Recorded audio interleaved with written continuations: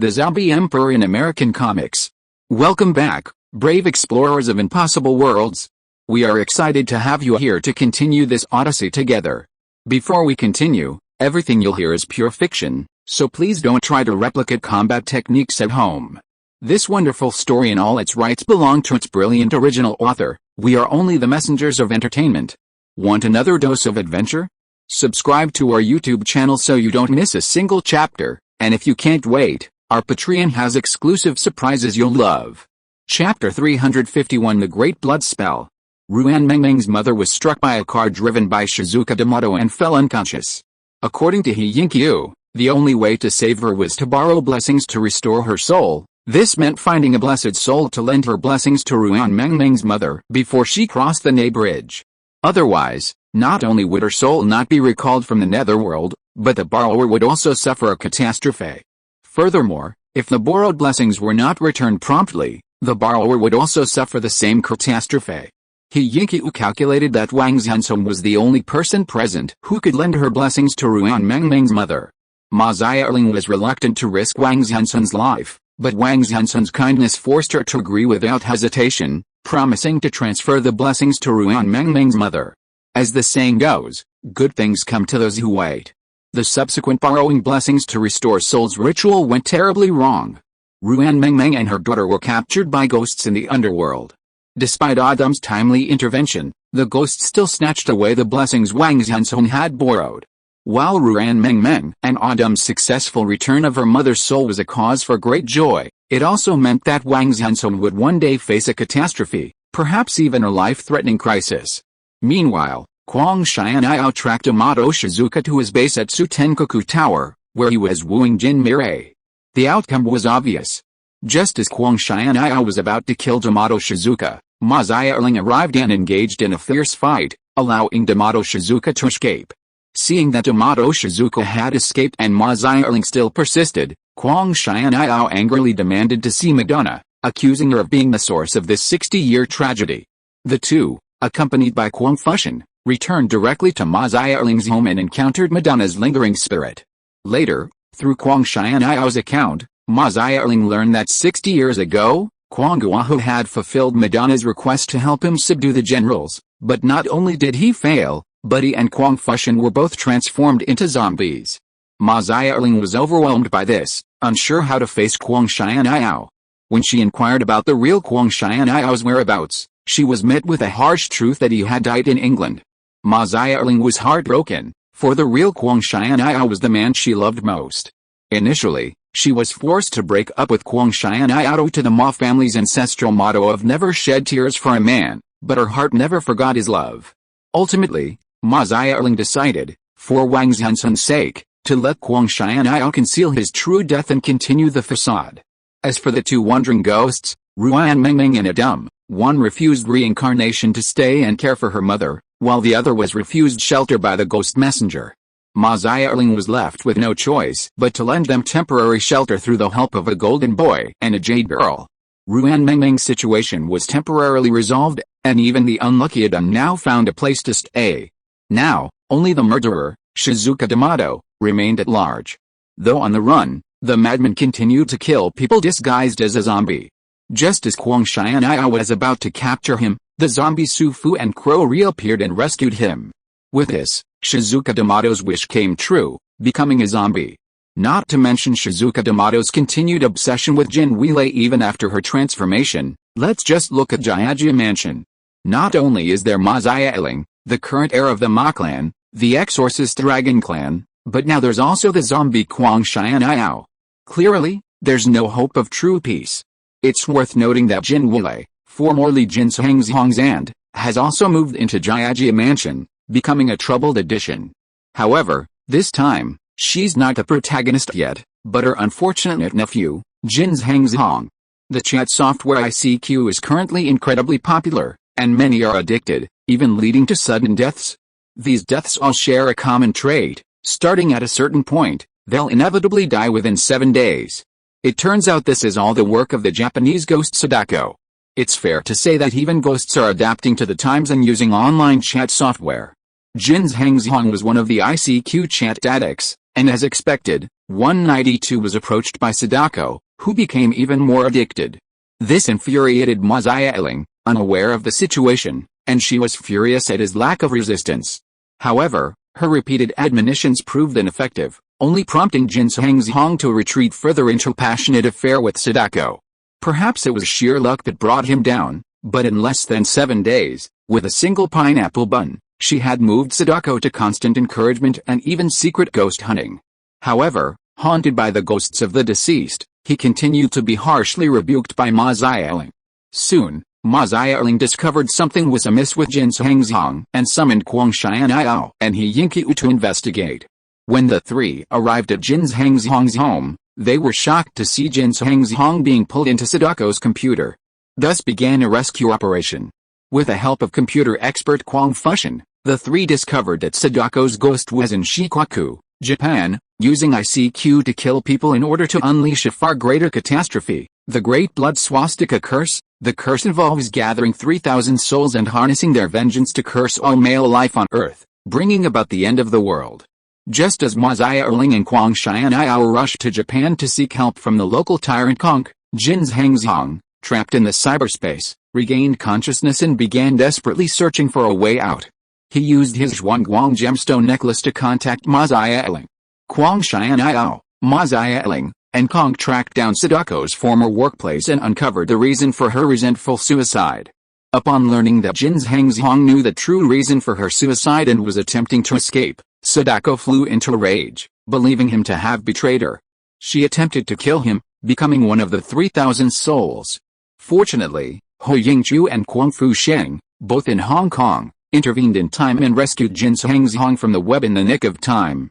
As for Kwang Yuanyu and Ma Xiaoling, they were already struggling to save themselves, so how could they possibly save Jin Hengzhong? They had already been afflicted by Sadako's resentment, trapped in hallucinations and engaged in a war. It was only Konk that finally broke the curse. This caused Sadako's resentment, which had already been waning, to multiply exponentially, leading her to recklessly unleash the Great Blood Swastika Curse. Please bookmark, recommend, and vote. Chapter 352, Savior, Part 1. A visit to Jiazhaigou is a journey of discovery without seeing its waters. This saying perfectly captures the breathtaking beauty of Jiazhaigou.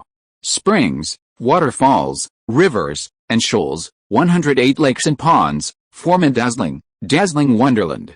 6 major scenic features, Shanghai, Jian'an, Nuerlang, Shenzhen, Zheru, and Hehe, are arranged in a Y shape. Green seas, cascading waterfalls, colorful forests, snow-capped peaks, Tibetan sentiment, and blue ice, are known as the 6 wonders. The magical Jiazhaigou is hailed as a fairy tale world and the king of waterscapes, just as Sadako, betrayed by Jin Hengzhong, seethed with resentment and recklessly unleashed the Great Blood Swastika Curse. Wang Yunxiao, Ada Wang, and Mary were exploring the breathtaking scenery of Jiazhaigou. As a man, Wang Yunxiao was inevitably affected. "What's wrong?" Ada Wang asked, concerned, noticing Wang Yunxiao's uneasiness. Mary, though silent, cast a concerned glance. "It's okay," Wang Yunxiao smiled faintly, dragging the 2 girls along to continue their play. But inwardly, he couldn't help but be secretly surprised. He hadn't expected the Great Blood Swastika Curse to be so powerful that even he, the Zombie King, was affected. Of course, the effect was limited, and couldn't actually harm Wang Yunxiao.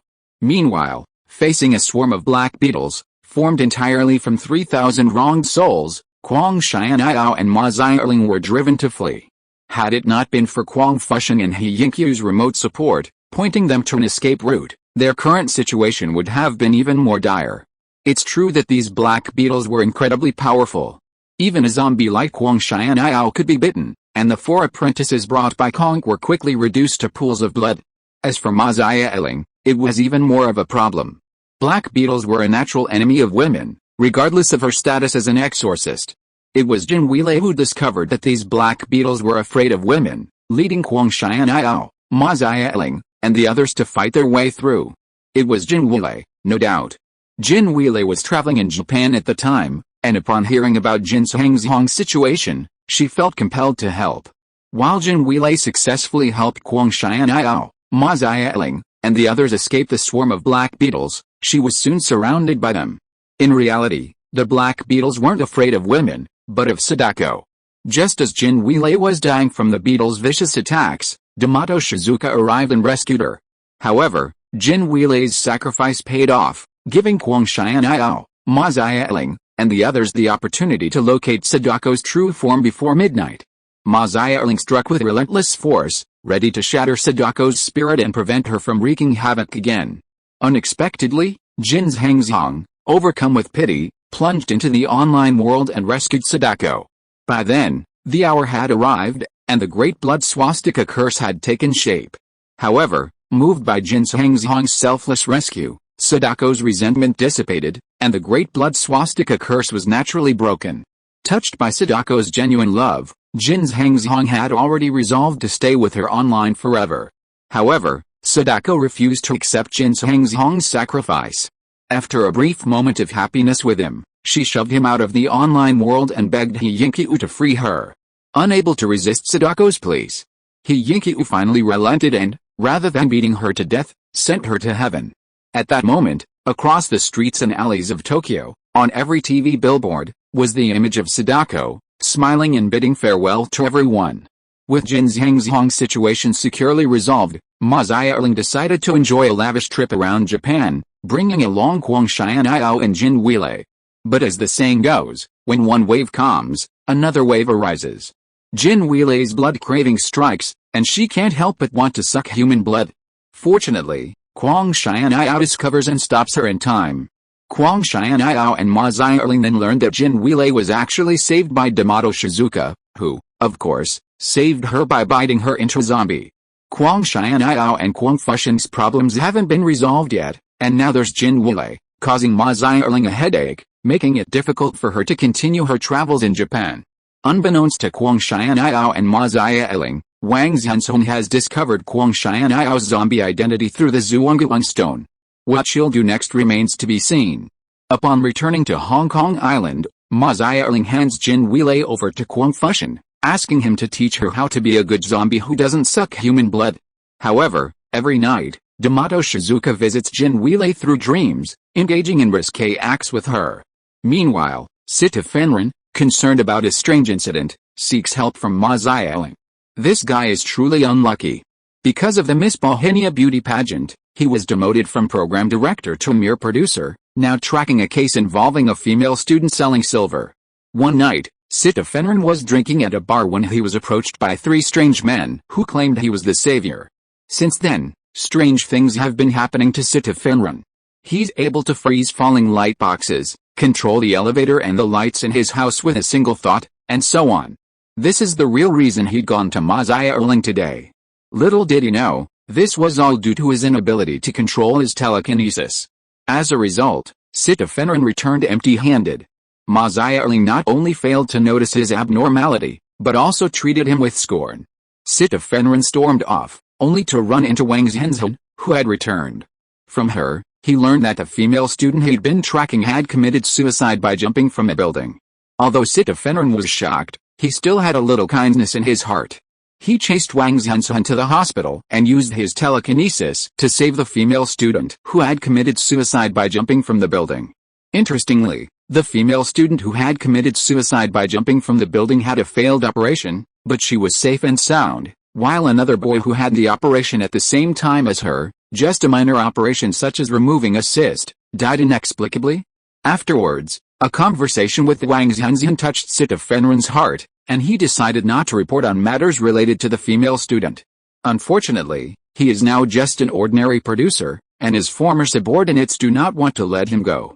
They threatened to fire him and asked him to continue to follow up on the female student's survival. When you are under someone's roof, you have to bow your head. What's more, Sita Fenrin is not a good person. For the sake of his own future, he can only continue to follow up on the female student's case. But seeing the pitiful appearance of the female student crying and shouting, Sita Fenrin finally felt guilty and decided to resign and give up reporting. This also made Wang Yunxiao change her opinion of him slightly. Please collect, recommend, and vote for me. Chapter 353, Savior, Part 2. At that time, Yamato Shizuka, hoping to impress Jin Mirai and gain her forgiveness, unexpectedly decided to surrender to the police. Huang Xianyao desperately wanted to kill Yamato Shizuka, but he couldn't. Nevertheless, the situation with Yamato Shizuka was temporarily resolved, which convinced Huang Xianyao to confront Wang Yunxiao. Besides his early decision to settle the matter with Wang Yunxiao after resolving Yamato Shizuka's case, Huang Xianyao also found himself unconsciously moved by Wang Yunxiao's tenderness and sincerity, seeing in her some resemblance to Xiu, a conflicting thought. Huang Xianyao firmly believed that zombies shouldn't fall in love, as it would harm both themselves and others. If he had, he wouldn't have left Xiu in the first place, avoiding reality for 60 years. On the eve of Valentine's Day, Huang Xianyao revealed his zombie identity to Wang Yunxiao mid-date. Unexpectedly, Wang Yunxiao, far from being intimidated, continued to pursue Huang Xianyao, further distressing him and leading him to flee. Wang Yunxiao approached Ma Xiaoling, pleading to see Huang Xianyao again. Ma Xiaoling had no choice but to ask Huang Xianyao to come and talk things over. Wang Yunxiao then learned the harsh truth: the real Huang Xianyao had died in England. How could Wang Yunxiao accept this? On Valentine's Day, Wang Yunxiao returned home alone when she encountered Huang Xianyao's ghost, who prepared a candlelight dinner for her and wished her happiness. Unfortunately, Wang Yunxiao simply couldn't accept this harsh reality, and Huang Xianyao's ghost, helpless, left. Agitated, Wang Yunxiao chased out of Jiajia Mansion and was nearly hit by a car. Fortunately, she encountered Sita Fenrin, who saved her and, with his words, helped her regain her composure. This marked the beginning of their eternal love.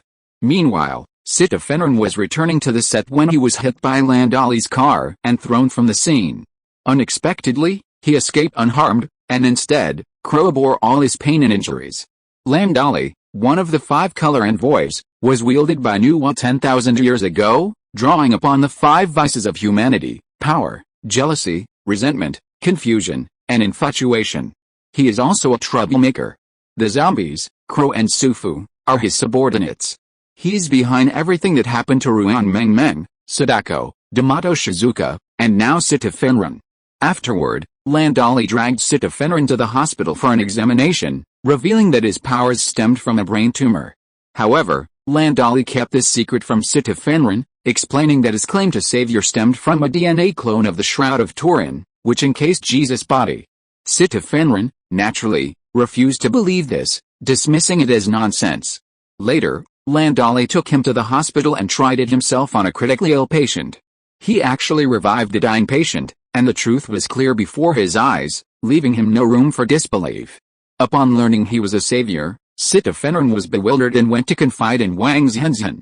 Just then, a shooting occurred at the police station. Sensing Wang Yunxiao's concern, Sita Fenrin rushed to the station with her, saving the critically injured Liu Hai to prove his claim. Huang Xianyao also noticed something strange about Sita Fenrin and mistakenly thought he was a zombie. After a thorough investigation, he discovered he wasn't. Just as Sita Fenrin was bewildered by his identity as a savior, Wang Yunxiao's encouragement and support strengthened his resolve. Their relationship blossomed. Since Sita Fenrin's rescue of Liu Hai was carried out in the presence of numerous reporters, the story couldn't be concealed. He quickly became the most sought-after figure in Hong Kong, flooded with requests for help and offers for television appearances. However, Huang Xianyao discovered that Sita Fenrin wasn't a savior at all.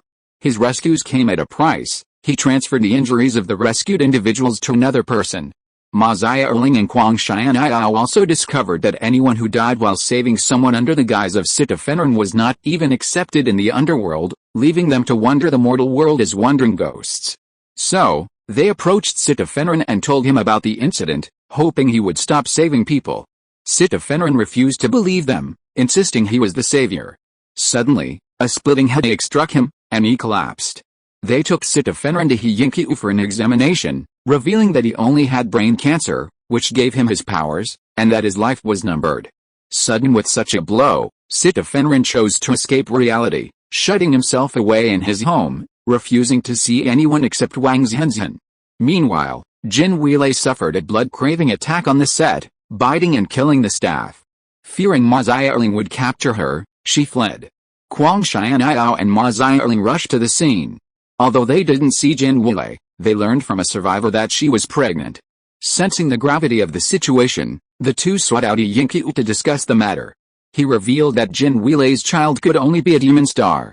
Zombies, separated from the 6 realms of sentient beings, could not conceive. If this were to happen, the child would be born from blood and sin, a peerless demon star. Huang Xianyao, Ma Zieling, and He Yinqiu discussed the matter and decided that if they couldn't stop Jin Weilei from continuing her rampage and murderous rampage, they would have to subdue her as a last resort. Jin Hangzhong and Wang Yunxiao were also present, strongly disagreeing with their decision. Jin Weilei begged Wang Yunxiao, who took her to Sita Fenren, hoping that Sita Fenren would take her in. Wang Yunxiao then found Jin Hangzhong and froze Jin Weilei, preventing her from losing control and sucking blood. Unfortunately, Jin Hangzhong's level of skill made it impossible to freeze Jin Weilei, who quickly broke free. Just when the 3 of them were at a loss, Su Fu and Crow came to the door, and Jin Weilei took the opportunity to escape.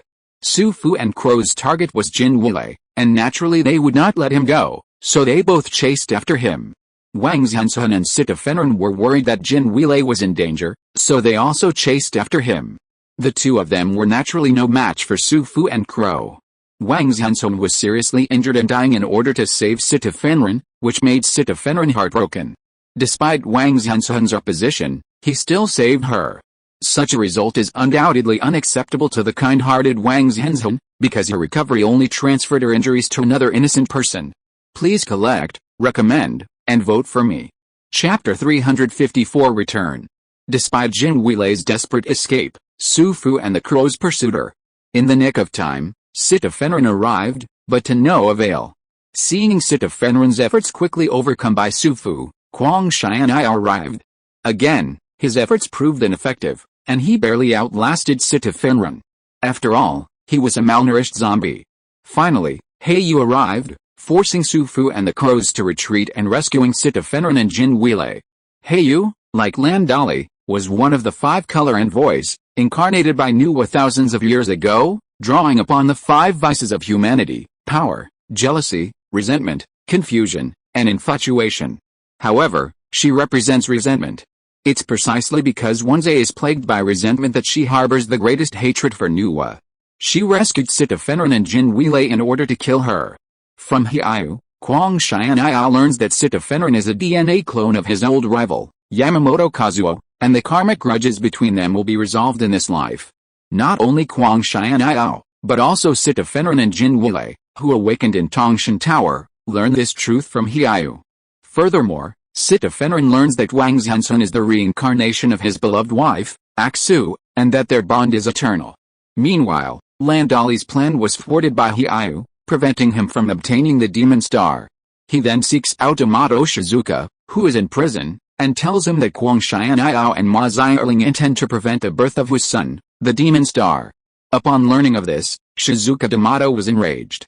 Not only did she escape from prison, she also took with her over 20 serious criminals, determined to seek revenge against Huang Xianyao and Ma Zieling and protect the untold child in Jin Weilei's heart.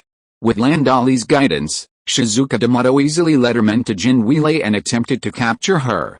Fortunately, Huang Xianyao arrived in time and rescued her. Unfortunately, Shizuka D'Amato and his men were quickly overtaken by Shizuka D'Amato. Huang Xianyao had no choice but to stay behind to stop Shizuka D'Amato, allowing Jin Weilei to escape alone. Ma Zieling, He Yinqiu, and Jin Hangzhong also arrived in time to rescue Jin Weilei from Shizuka D'Amato's men. However, the appearance of Su Fu and the crow left Jin Weilei on her own to evade Shizuka D'Amato's men. Meanwhile, Ma Dingdang's frigate bar welcomed 3 guests, Wang Yunxiao, Ada Wang, and Mary, who had just returned from a trip to the ancient Eastern Kingdom. The 3 of them also happened to witness a rather amusing scene. Someone had the audacity to act drunk and mad at the frigate bar, refusing to pay the bill. Ma Dingdang easily dispatched them with a single kick. Honestly, that kick was a truly impressive feat. You finally came back? Zieling and the others were already back, and I thought you'd never come back again, Ma Dingdang said, a half smile on his face. Of course not. We just took advantage of the time and went on a spontaneous, around-the-world trip. Wang Yunxiao shrugged and replied with a smile. You really have the time. But if it's a world trip, why are you back so soon? Ma Dingdang asked irritably, rolling her eyes. Because I know he's back too, Wang Yunxiao said, hinting. Let's talk on the rooftop, Ma Dingdang's expression changed slightly. Of course, she knew who Wang Yunxiao was referring to, and she immediately led the three of them straight to the rooftop.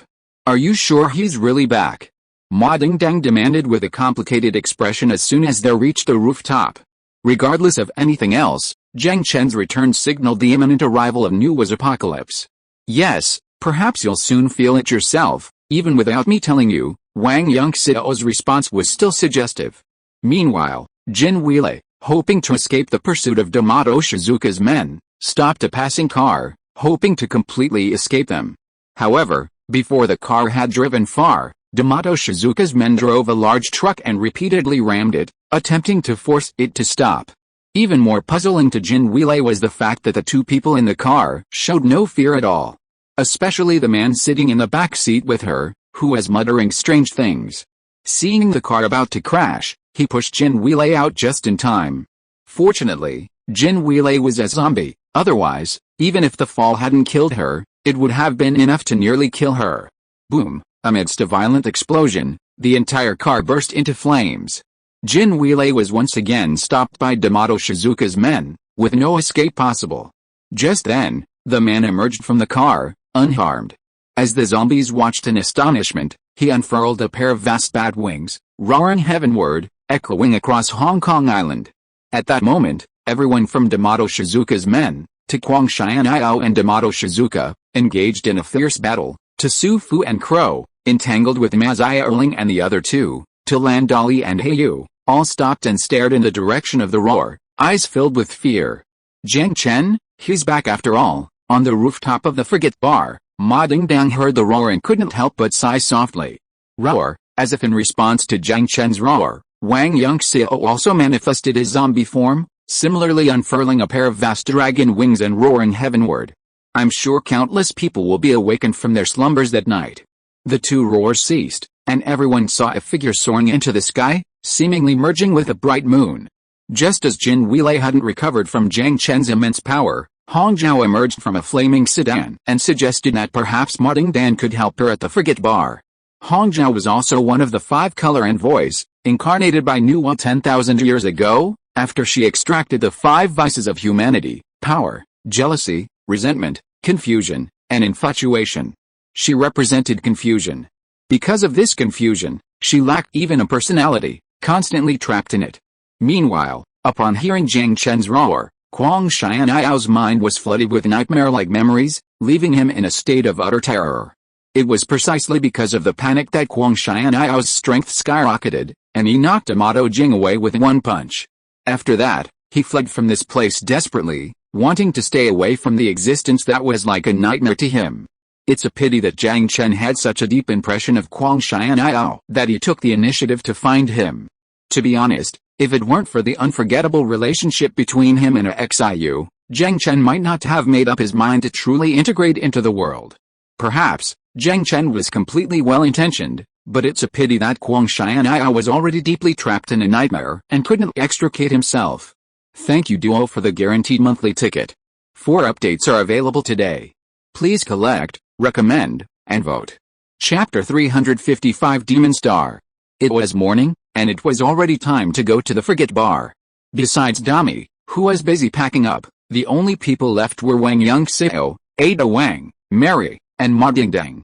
Ma Dingdang, having recovered from the mixed feelings of Jiang Chen's return to Hong Kong Island, was chatting with Wang Yunxiao and the other two about interesting anecdotes from their global trip. Excuse me, suddenly, another customer entered the bar, his expression clearly hesitant as he approached the front desk. It was Jin Weilei, who had been prompted by Jiang Chen. We're already going to go to the bar, Dami said apologetically, turning back. I'm looking for your landlady, Jin Weilei said hesitantly. The most beautiful one. Dami was startled at first, then she carefully examined Jin Weilei before gesturing in the direction of Ma Dingdang and the others. Slowly approaching Ma Dingdang and the others, Jin Weilei was momentarily confused as to which of the three women was the landlady. Well, all three were undeniably beautiful. What do you want to talk to me about? Finally, it was Ma Dingdang who spoke first. Someone asked me to come see you. He said you might be able to tell me what I should do next. Jin Weilei hesitated. Even I don't know what I should do tomorrow. My business has been bad lately, Martin said with a half smile. You misunderstood. I'm not here to borrow money, Jin Weilei quickly interrupted Ma Dingdang, but before she could finish her words, a dagger was pressed against her neck. Who are you? Or are you human? Ma Dingdang asked coldly, clearly sensing something was amiss with Jin Weilei. I'm a zombie, and I'm pregnant, Jin Weilei replied calmly, expressionless. Cool. A pregnant zombie? That must be the demon star, how? Wang Yunxiao said with a fake, exaggerated smile. But in reality, his heart was already churning. Lately, he'd felt like there was something he'd been overlooking. Now, seeing Jin Weilei in person, her bulging belly, it dawned on him. The demon star, it was the demon star. The blood of the Pangu clan had a strong chance of aiding Ada Wang's transformation into a zombie. So, wouldn't the blood of the demon star also give a zombie a chance to ascend to the rank of zombie king? If Wang Yunxiao remembered correctly, wasn't Guang Xian'ao's ascension to zombie king precisely due to absorbing the blood of the demon star in the original story? While there were undoubtedly other factors involved, it was still a truly remarkable opportunity, too good to pass up. Damn, I'm such a fool. Wang Yunxiao cursed himself internally at the thought, for having forgotten such a significant matter. How ridiculous. You came to me, and you don't even know who I am, and you still want me to help you? Don't think just because zombies can't die is a big deal. Ma Dingdang ignored Wang Yunxiao's thoughts, mocking him with a tone of derision. I heard that man was called True Ancestor, and he gave me something. As he spoke, Jin Weilei pulled out a hand-woven bracelet. Was the person? Upon hearing the name True Ancestor, Ma Dingdang instinctively lowered the dagger he'd been holding at Jin Wei's neck.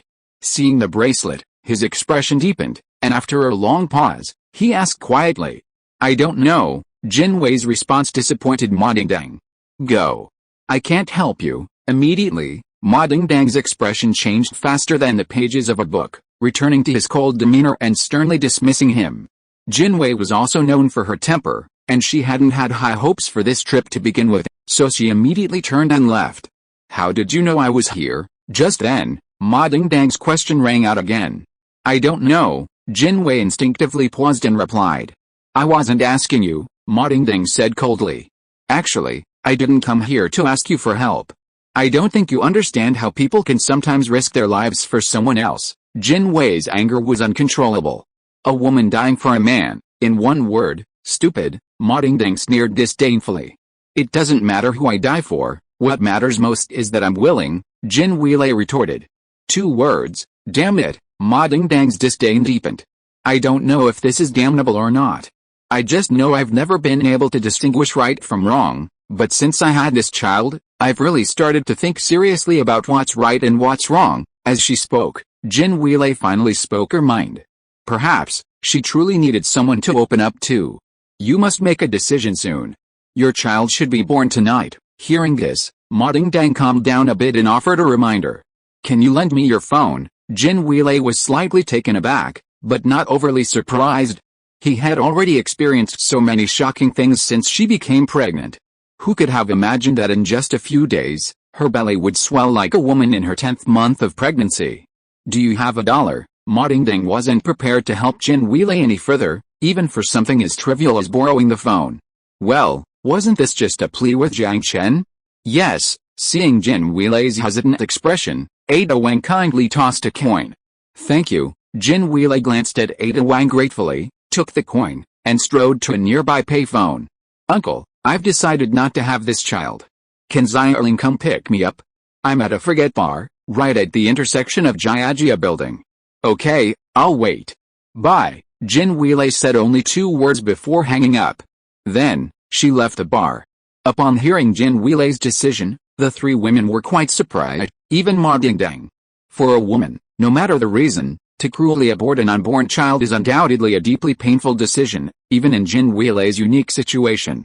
Hey, why are you looking at me like that? Sensing Wang Yunxiao's strange gaze, Ma Dingdang frowned and glared at him fiercely. Nothing, I just feel that this is not the Ma Dingdang I know. Why are you doing this? She is quite pitiful. Wang Yunxiao laughed dumbly. Don't you know that if the child is born, there will be more pitiful people? Ma Dingdang said unhappily. Tisk.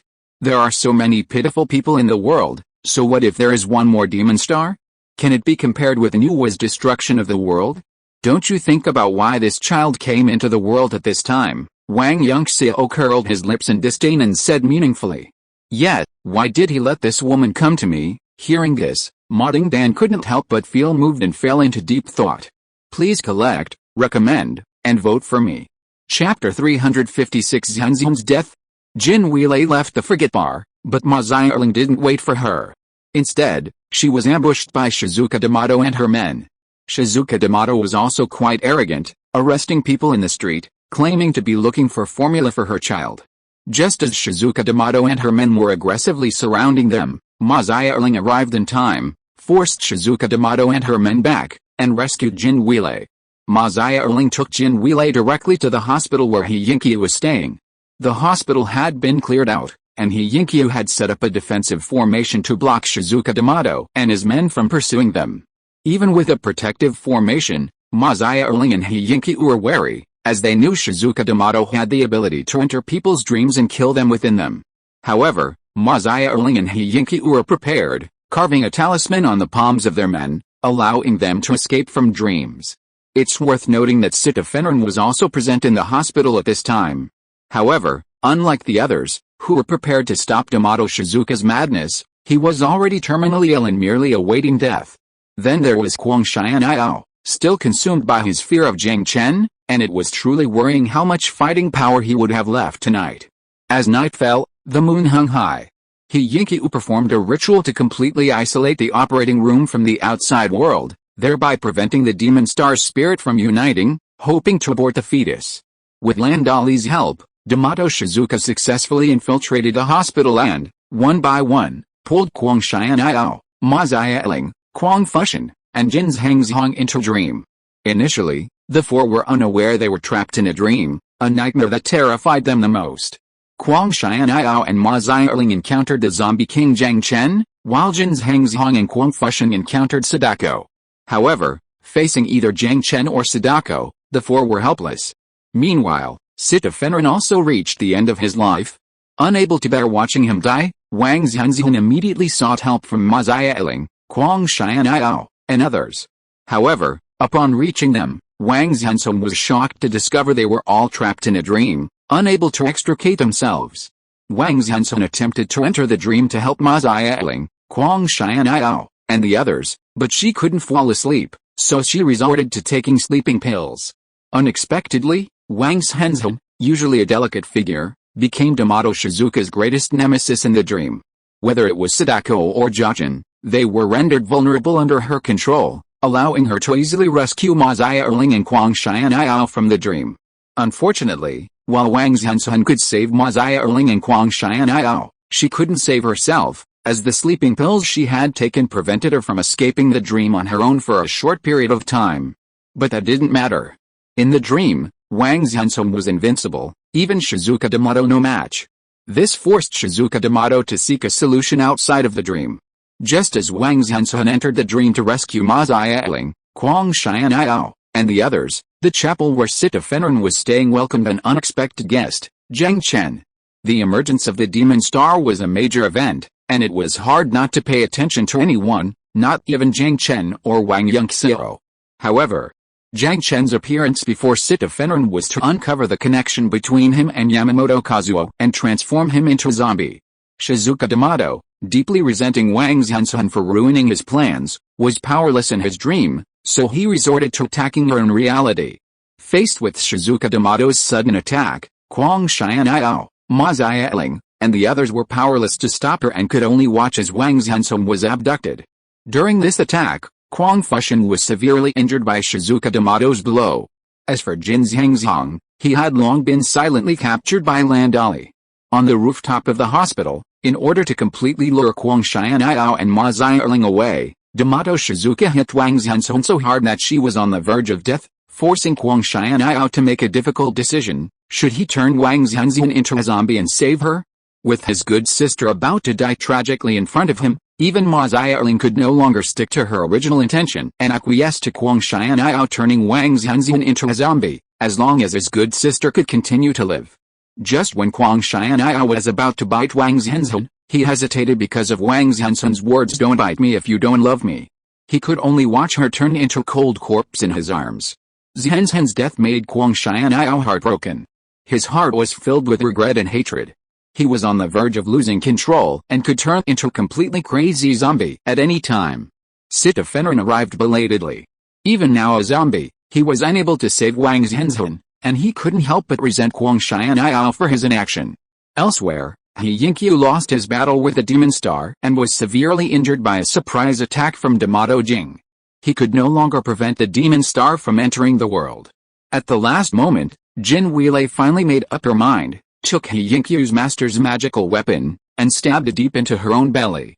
She would never allow her child to be born, not with a father as mad as Damato Jing.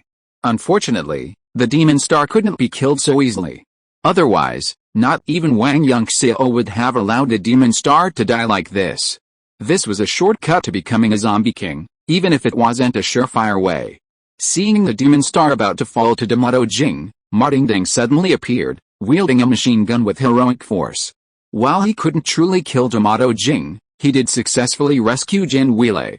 However, before Ma Dingding and Jin Weilei could get far, Jin Weilei was about to go into labor, forcing her to stop and find a nearby place to deliver the baby. This made it easy for Shizuka Damato and her men to catch up and surround the two. Ma Dingding was helpless and could only fight them off. But firearms were powerless to inflict any significant damage on the zombies. Even with the addition of a pygmy, the two would have struggled to survive until Jin Weilei gave birth. This created a truly interesting situation. Not only did Jin Weilei give birth in the street, but she also did so amidst a hail of bullets. True to her name, even her birth was so extraordinary. At this critical juncture, Wang Yunxiao, driven completely mad, arrived. His frenzy boosted his strength, and he easily dispatched Shizuka Damato's men, even sending her flying with a single blow. One, bolstered by his madness, the other, satiated by the blood of living people, engaged in a terrifying battle on the streets of Hong Kong Island. Soon, Sita Fenrin also joined the battle, which made the intensity of the battle rise sharply. Countless high-rise buildings were destroyed. Please collect, recommend, and vote for me. Chapter 357 The Devil Star arrives.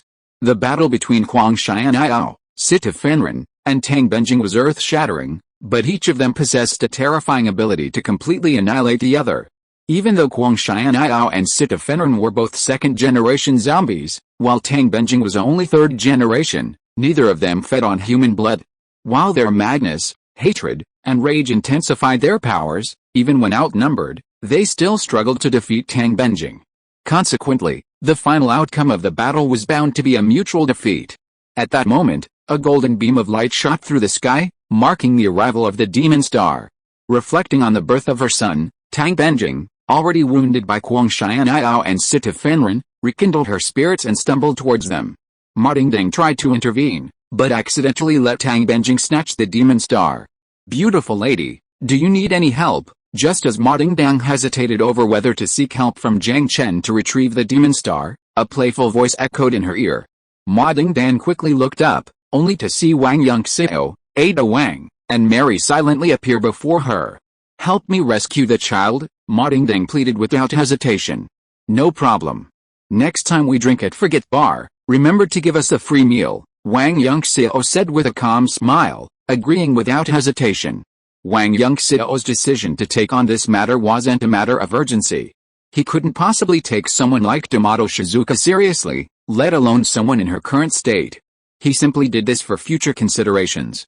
Roar, amidst a roar that echoed throughout the night sky of Hong Kong Island, Wang Yunxiao's zombie form emerged, sharp fangs, blood-red pupils, and a pair of vast dragon wings spread from his back. With a slight flap of his wings, he vanished from sight. This, at that moment, not only everyone else, but even Ma Dingding, an old friend who considered himself well-versed in Wang Yunxiao, was stunned by the power displayed by Wang Yunxiao. Dingding, who is he? Can he save Nino? Jin Weilei, finally coming to her senses, hurriedly asked Ma Dingding.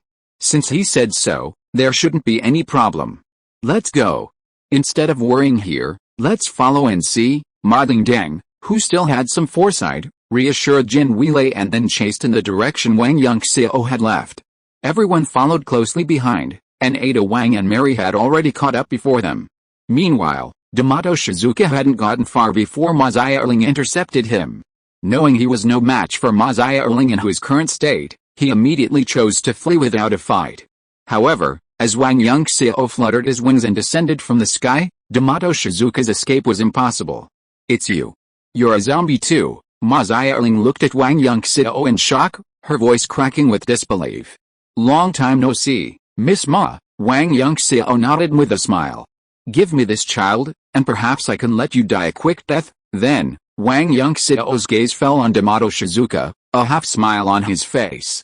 "Nonsense. If I asked you to give me your life, would you?" Yamato Shizuka sneered disdainfully. "It must be said, this guy is truly arrogant.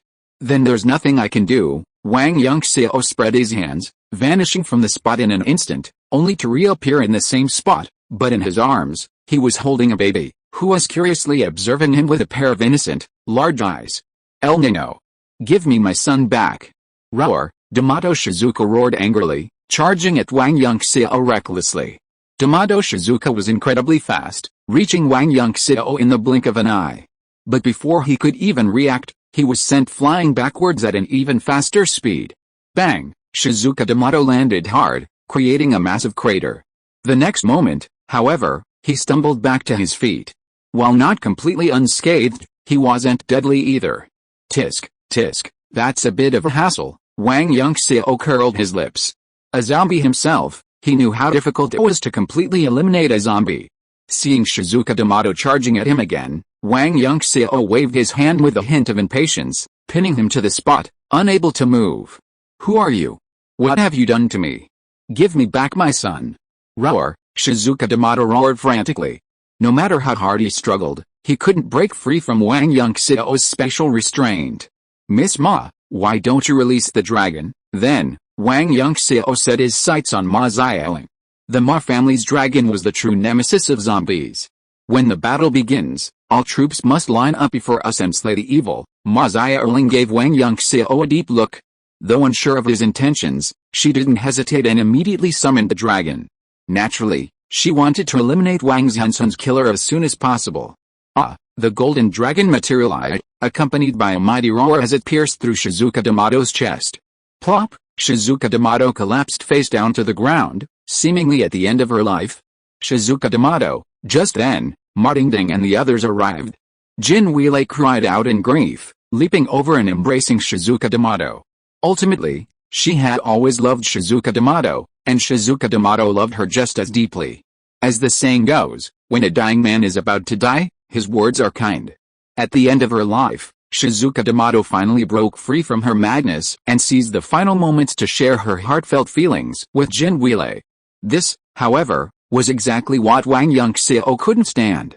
Since they were in love, they had to continue regardless of the consequences. "Isn't this just looking for trouble?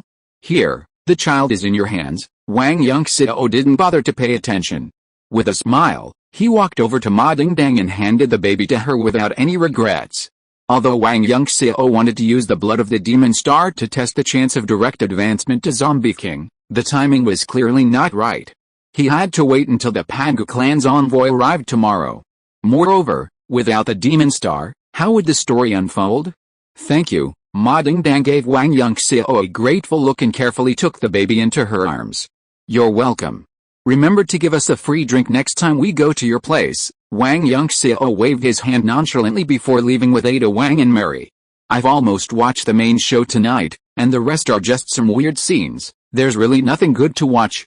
Please collect, recommend, and vote for me."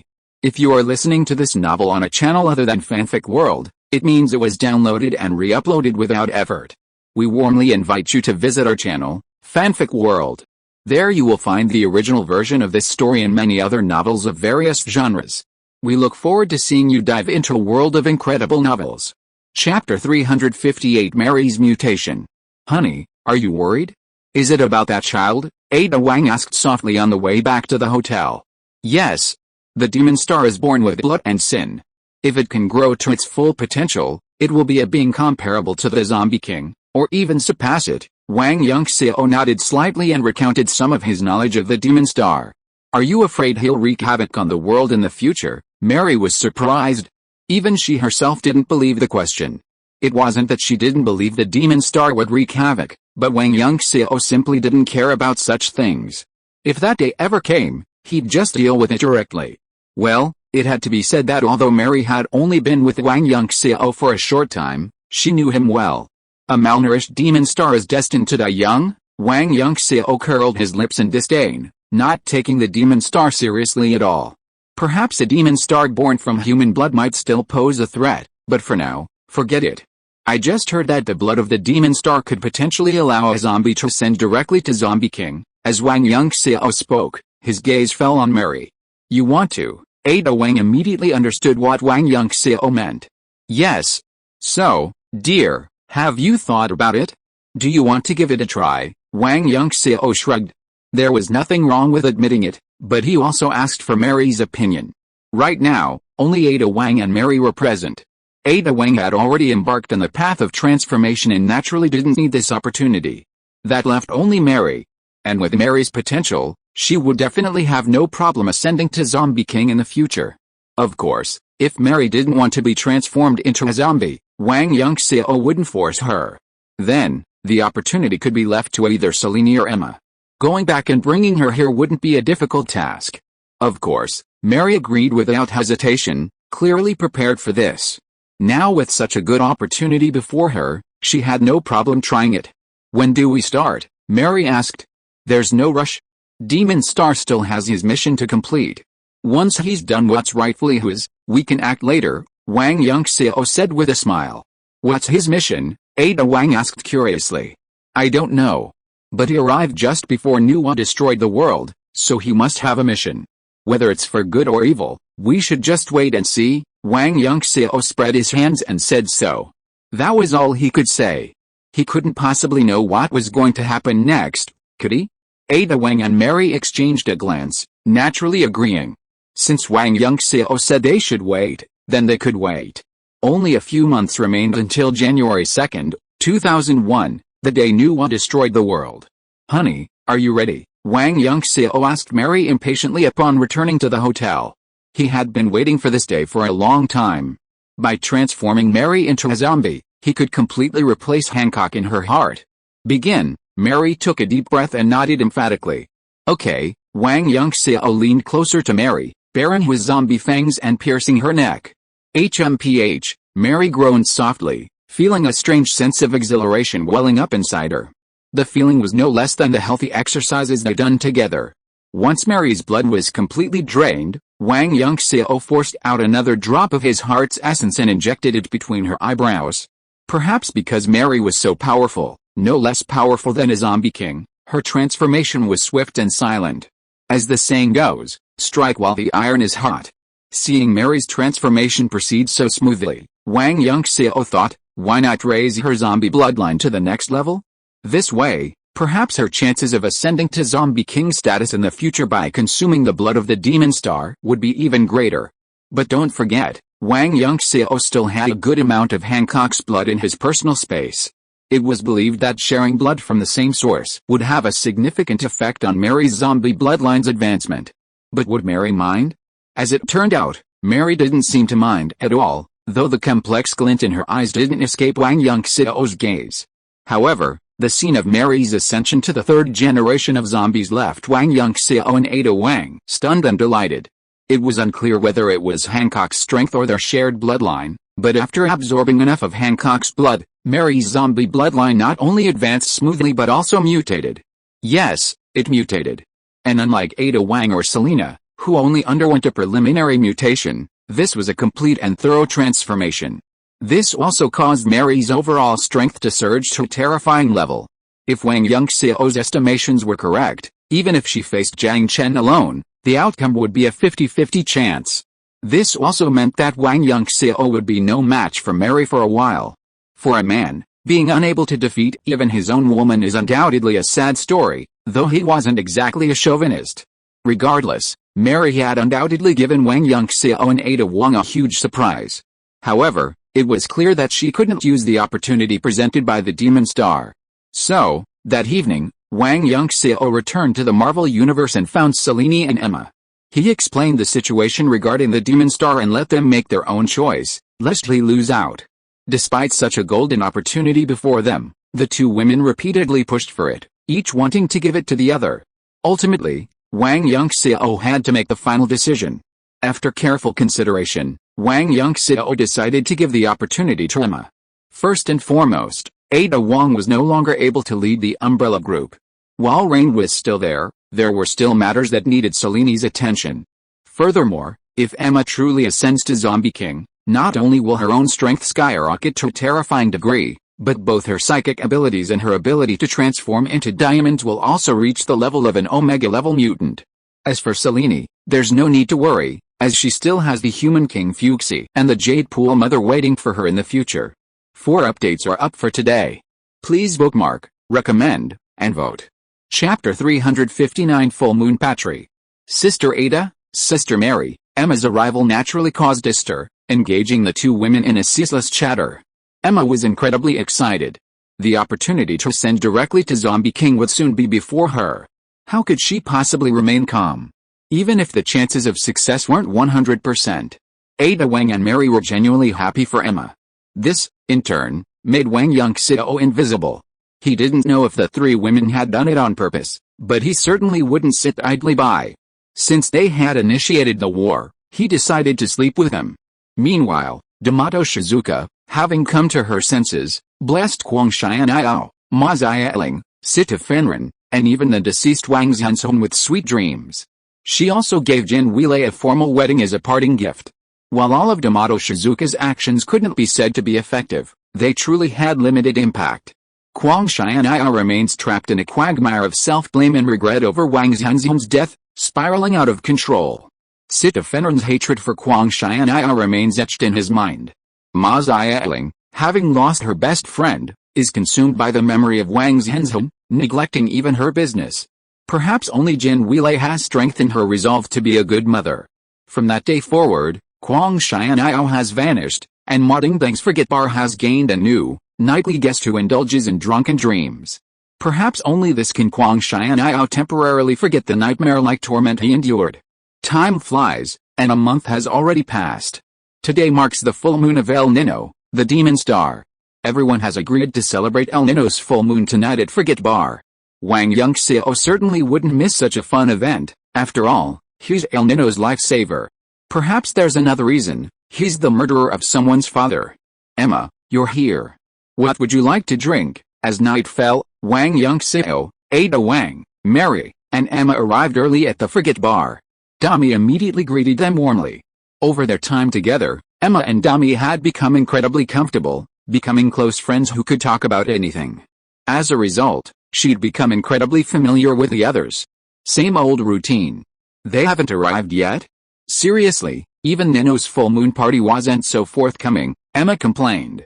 Maybe something delayed them. Dami smiled, and personally mixed Emma a cocktail she's known for. Of course, Wang Yunxiao and the other 2 were also there. And so, the group drank and chatted, waiting for a while.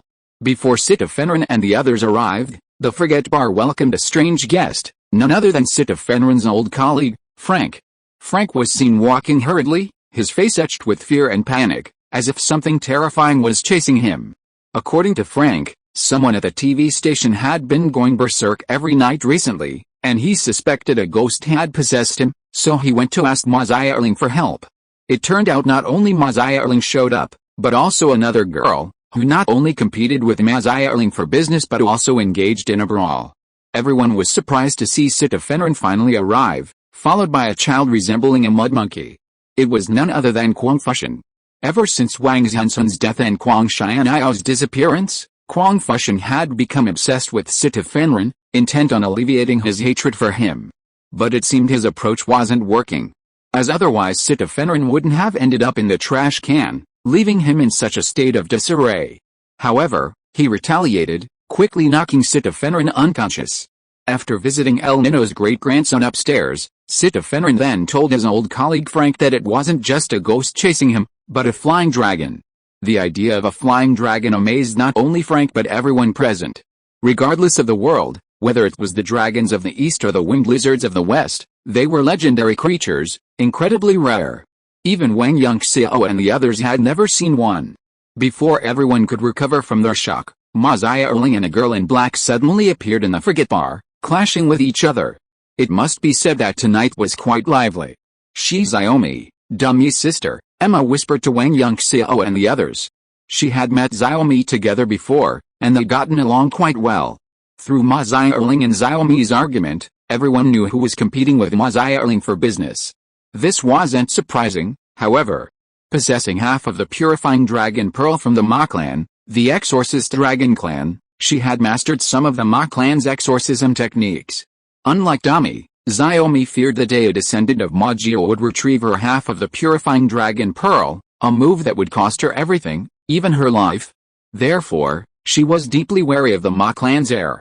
This was why, feeling accomplished, she challenged Ma Xiaoling. And now, Ma Xiaoling and Xiaomi were chasing the fleeing ghost all the way to the frigate bar. It was a coincidence, but perhaps also fate.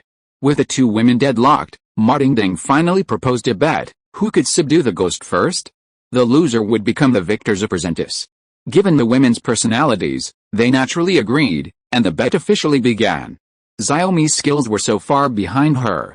She couldn't even tell who possessed the ghost, let alone capture it first. However, when it came to her wildness, she was no match for anyone. While she couldn't match Ma Xiaoling head-on, she was able to stop her from capturing the ghost, allowing it to escape the frigate bar. So, the two girls hurried out again, and the others followed to watch the fun.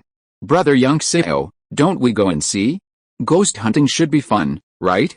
I've never seen anything like it before. Seeing that Wang Yunxiao showed no interest in following, Emma grew anxious. It's just a wandering ghost, nothing to see. Wang Yunxiao shrugged, showing no sign of getting up. Under normal circumstances, Wang Yunxiao wouldn't mind satisfying Emma's curiosity, but now, staying at the frigate bar might offer a more interesting opportunity. However, he couldn't foresee this with the three girls. But I really want to see, Emma pleaded, pulling Wang Yunxiao aside. Okay, ignore this bad guy. If he doesn't go with you, we will go with you. Mary couldn't bear it any longer, so she pulled Ada Wang and Mary and chased after him. Before leaving, Mary didn't forget to give Wang Yunxiao a big eye roll. Please collect, recommend, and vote for me. Chapter 360 Soul Torture. Suddenly, the only people left in the frigate bar besides Wang Yunxiao were Guangxi and Yao, who was living a life of drunken debauchery and escaping reality. He'd spent the entire evening slumped over the bar, afraid to see anyone. Just then, a small, bald man in a red hoodie appeared out of nowhere. He was the intriguing figure Wang Yunxiao had been waiting for, the demon star, El Niño. That little bald man was El Niño. El Niño's rapid growth, reaching adult size in just a month, stemmed from a congenital deficiency that necessitated a supplement of lunar essence. However, such a vast amount of lunar essence was clearly too much for him to handle. The side effect was an accelerated growth spurt, causing him to age, and die at the same rapid rate as a normal human. A single month for an average person equated to 20 years for him. This meant that El Niño only had 4 or 5 months left to live.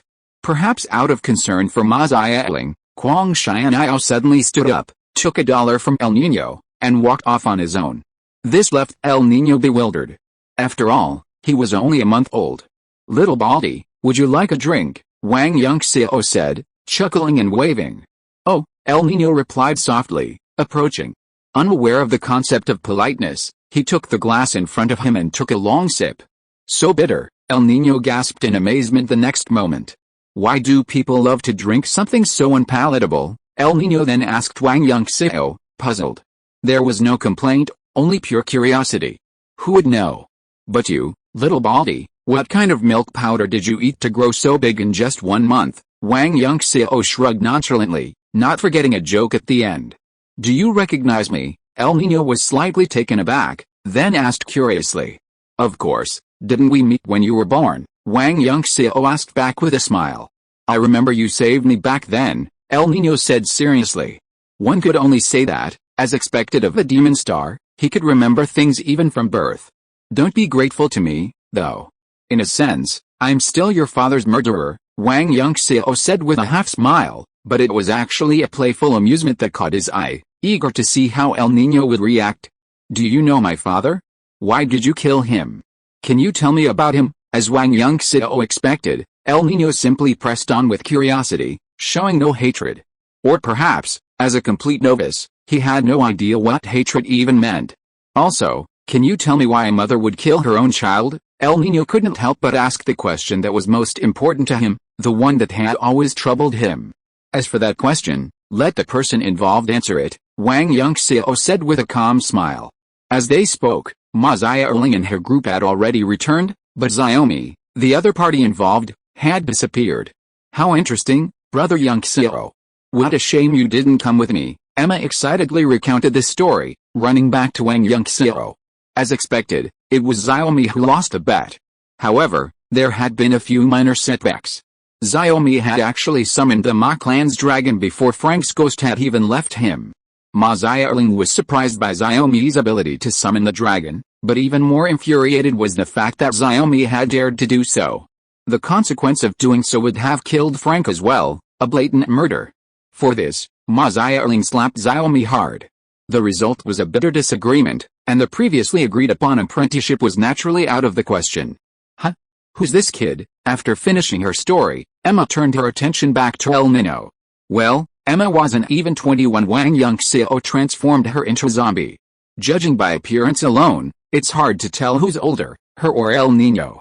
Now, coming from her with such an air of old-fashioned grace, it felt both hilarious and awkward. However, everyone present knew a bit about Emma's situation, so they weren't too surprised. Moreover, among them was a child in his 60s who also acted like an old-fashioned person. An interesting kid is asking me an interesting question, Wang Yunxiao said with a subtle smile. Oh? What's the question? Little brother, feel free to tell us what you have, and we'll help you. Emma patted El Niño's shoulder and spoke in a familiar manner. Can you believe this? A mother actually wants to kill her own son. El Niño didn't hold back, and his words were shocking. The moment he uttered them, he immediately captured everyone's attention. Does your mother want to kill you? Why would she do that? Jin Weilei asked instinctively. It was unclear if she was thinking of him. What do you think? El Niño asked instead, his eyes fixed on Jin Weilei. Why are you asking me for no reason? Or tell me about your mother, why did she want to kill you? Jin Weilei's expression darkened, and he spoke in a slightly flustered tone. I don't know, El Niño replied calmly, his eyes never leaving Jin Weilei. That's impossible. How could she not know?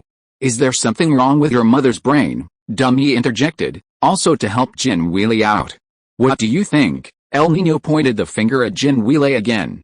Let's not talk about these unhappy things. Jin Weilei became even more flustered by the question, and instinctively tried to change the subject. I really want to know the answer, tell me. El Niño refused to let Jin Weilei go, and continued to pursue him. My son is not an ordinary person. You wouldn't believe me if I told him. Jin Weilei was helpless, but she didn't want to offend the guests or cause trouble for Ma Dingdang, so she had to respond in this way. I believe it. Tell me now. El Niño's expression grew increasingly urgent. If he doesn't want to talk, don't ask. Sita Fenrin interrupted him coldly before he could finish. El Niño, still quite respectful of his great-grandfather, immediately fell silent. Whether you believe it or not, he wants me to kill someone, so I have to kill him, Jin Weilei thought for a moment before explaining. Ultimately, El Niño's barrage of questions felt like a soul-searching exercise for Jin Weilei, and she was merely trying to comfort herself. Please bookmark, recommend, and vote. Chapter 361 Running Away from Home. You don't want to kill anyone else, so you'd rather kill your own son. El Niño stared at Jin Weilei in disbelief. He couldn't understand or accept Jin Weilei's answer. I don't want to say anything more. Jin Weilei was speechless, choosing only to escape. Then, everyone followed Jin Weilei and gathered around Ma Dingdang and Ma Xiaoling. After all, there was a distinction between close and distant relatives, even if it was just for show. El Niño downed a glass of wine Wang Yunxiao offered him and quietly walked out of the frigate bar. At that moment, no one realized that he had just been a crying infant. What's wrong? Ma Dingdang wondered as everyone gathered. A man made Sister Weilei angry. Hey, where's he? Quang Fusheng said, turning to point at El Niño, but he was nowhere to be found. Never mind him. I just remembered something sad, Jin Weilei said with a gloomy expression. Your friend, Ma Dingdang asked Wang Yunxiao. She also noticed that El Niño had initially been chatting with Wang Yunxiao. I guess so, a very interesting kid, Wang Yunxiao shrugged, grinning meaningfully. Forget all this unpleasant talk. Let's first invite today's little hero downstairs. Ma Dingdang shook his head with a hint of resignation, trying to divert everyone's attention, especially Jin Wei's. Naturally, no one objected. So, Ma Dingding and the others went upstairs to bring El Niño down. However, they quickly came rushing back down. Yunxiao, was that kid Nino? Ma Dingding, the quickest to react, asked Wang Yunxiao first. Why? Don't you know? Wang Yunxiao said, feigning surprise. You? Ma Dingding was speechless, wishing he could punch Wang Yunxiao's nasty smile. Sorry, I thought you all knew, since you're all together every day. But I have to admit, the nutrition here is really good. In just 1 month, you've managed to raise a child this big. Wang Yunxiao apologized insincerely, even cracking a rather humorous joke. Everyone was stunned by their conversation. No matter how they thought about it, they couldn't have imagined that a child who had just been a tiny baby would have grown so big in the blink of an eye. Mr. Wang, do you know where Nino is? Desperate for his son, Jin Weilei was the first to recover and eagerly asked. I don't know. After all, we just met. Wang Yunxiao spread his hands, perfectly expressing his regret. This left everyone speechless, but they didn't bother to argue with Wang Yunxiao at this point. They hurried out of the frigate bar, searching for the troubled child who had run away from home at just 1 month old. Looks like tonight's party's going to be cancelled. What a shame. Wang Yunxiao shrugged and stood up. You really are. Ada Wang and Mary were speechless at Wang Yunxiao's mischievousness. Brother Yunxiao, you're so mean. Let's go help find Nino, Emma said bluntly, then enthusiastically suggested. Wouldn't it be fun to search for runaway children? Sure, maybe we'll find something interesting, Wang Yunxiao readily agreed, and he and the other 3 girls left the frigate bar. It didn't take long for Wang Yunxiao and the other 3 to find El Niño in a remote factory. The little guy was quite good at hiding, even here. No wonder Ma Dingding and the others couldn't find him. Ouch! Just as Emma was about to call out to El Niño, a resounding dragon roar echoed from the sky. Then, accompanied by flashes of lightning, a flying dragon descended before El Niño. It's a dragon. Look, it's really a dragon. Emma's attention was immediately drawn to the dragon, and the troubled runaway child naturally fell by the wayside. If you like, I'll catch it later and bring it back for you to pet, Wang Yunxiao said dotingly, not taking the dragon seriously at all. Okay, Emma happily agreed. However, Wang Yunxiao knew the dragon's situation and had no intention of attacking it immediately, as that would be difficult to guarantee that Jiang Chen wouldn't misunderstand something. Although they no longer feared Jiang Chen after Mary became a mutant zombie, it was clear that now was not the right time to confront him. Seeing El Niño and the dragon chatting happily, Wang Yunxiao and the other 3 chose not to interrupt, choosing to remain hidden and watch the situation unfold. As expected, a legendary creature like a flying dragon wouldn't be left without an owner, and soon its rightful owner came looking for it. The arrival was none other than Landali, along with his 2 lackeys, Su Fu and Crow. Faced with Filong's desperate pleas, El Niño acted righteously, rescuing Filong from Landali's grasp without hesitation. A conflict inevitably ensued between the 4. However, what the 3 Ada Wangs couldn't have anticipated was that the battle would unfold unexpectedly. El Niño, a mere month old, would be the one who suffered defeat, ultimately requiring their assistance. Both Su Fu and Crow were defeated by El Niño, each due to their own tactics. It was truly true that the Demon Star was a Demon Star. His learning ability was far superior to that of ordinary humans. El Niño had already mastered Su Fu and Crow's moves after merely observing them. Seeing El Niño's extraordinary learning ability, even the 3 Ada Wangs were deeply moved. And this was just a demon star with congenital defects. It was hard to imagine how terrifying a monster would be if a demon star was born after drinking blood. Uncle Yunxiao, Aunt Ada, Aunt Mary, Aunt Emma, El Niño had finally managed to temporarily escape Landali and the other 2, but was intercepted by Wang Yunxiao and the 3 women. He subconsciously hid Filong in his arms. Truthfully, Emma's gaze at Filong was a little too intense. Okay, come back with us. Running away from home is not good, Wang Yunxiao said to El Niño with a smile, not even glancing at Filong. After all, the person had run away from home under his nose, and Wang Yunxiao simply felt that it was necessary to bring him back, otherwise he would have no face to eat and drink with them again. Please add it to your collection, recommend it, and vote for it. Chapter 362 Trouble at the Door. Crucially, now that Landali and the others were targeting El Niño, Wang Yunxiao dared not let him wander around again, fearing even the slightest possibility of an accident. After all, El Niño was Emma's hope for direct advancement to Zombie King, and Wang Yunxiao would not tolerate any such incidents. I don't want to go back. I should be happy to see my mother, but every time I think about my birth, I get so upset I don't want to see her. El Niño, however, continued to sulk.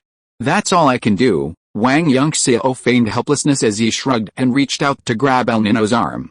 Let me go. I don't want to go back. El Niño struggled, but was surprised to find himself back at the frigate bar, his struggles frozen in place. Meanwhile, Ma Dingding and the others, after searching fruitlessly for El Niño, had no choice but to return to the frigate bar. Their sudden appearance was naturally both pleasantly surprised and unexpected. Here, I've brought him back for you. Wang Yunxiao smiled faintly at Ma Dingding. Thank you. Ma Dingding thanked him, though unimpressed. Are you really Nino? Jin Weilei quickly approached El Niño, still in disbelief. There was nothing she could do. Anyone suddenly having a son this old would probably be hard to accept, right? El Niño didn't answer, but simply rolled up his sleeve, revealing the hideous scar on his forearm. To Jin Weilei, it was truly shocking. There was no way around it. This was all her doing, even before El Niño was even born. Are you still blaming your mother? After a long silence, Jin Weilei finally asked, choking back tears. I don't know if I'm blaming you. I just know that every time I think about this, I feel really bad. If I knew why you wanted to kill me, I think I'd feel better, El Niño said, his hand clutching his heart. I don't want to talk about the past anymore. Jin Weilei simply didn't want to dwell on that painful past. Why won't you tell me? I just want an answer, but you won't tell me. Why? El Niño's temper flared. This matter felt like an unbridgeable chasm between them. If he couldn't figure it out, he didn't know how to get along with Jin Weilei. I told you, I don't want to talk about it anymore. Don't ask me anymore, and don't force me. Jin Weilei was driven a little overboard. I'm not forcing you. I just don't understand. I don't understand why you know the answer, but you won't tell me. Why? El Niño refused to give up. If I don't tell you, will you no longer recognize me as your mother? Is that why you cried every time I hugged you? Jin Weilei asked, fighting back tears of grievance. She was truly resentful, but who could she blame? Yes, because you're hiding something from me. You won't tell me, and I feel uncomfortable, so I don't want you to hold me, El Niño answered without hesitation, reflecting his true feelings. I admit, I'm not a good mother, but if you leave like this, you're not a good son either, you know? Can't you give me a chance to learn how to be a good mother? Jin Weilei finally shed tears of grievance and regret. Weilei, don't be like this. Nino is back. And, hold back your tears. Remember what I said. Crying means losing. You can't lose now. You have to understand that being a good mother requires a lifetime of dedication. Seeing the mother and son clashing, Ma Dingdang had to intervene, first comforting Jin Weilei. And you, Nino, we can talk about any problems, but you should run away from home. Give your mother more time. She loves you. Ma Dingdang then pulled El Niño over and spoke gently. I understand, Aunt Dingdang. El Niño remained obedient to Ma Dingdang, nodding his head. Okay, it's okay. Even though it's past midnight, we still have to celebrate Nino's full moon. Seeing this, Kwang Fushan stepped in to smooth things over. Okay, I'll get the cake. Dummy agreed immediately, turning and running to get it.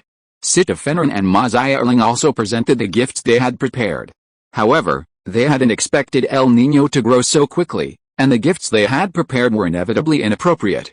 Well, while I don't want to spoil your fun, I still feel it's necessary to remind you that this kid has taken something that belongs to someone else. I think the owner will be coming to find out soon, Wang Yunxiao suddenly said at this inappropriate moment.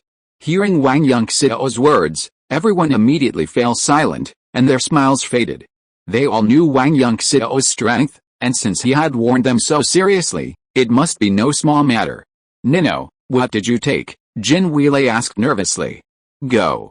Everyone go. But before El Niño could reply, 3 uninvited guests burst into the frigate bar, Lan Dali, Su Fu, and Crow. In an instant, all the other guests in the frigate bar had left. It was unclear if they were leaving so hastily to avoid paying the bill.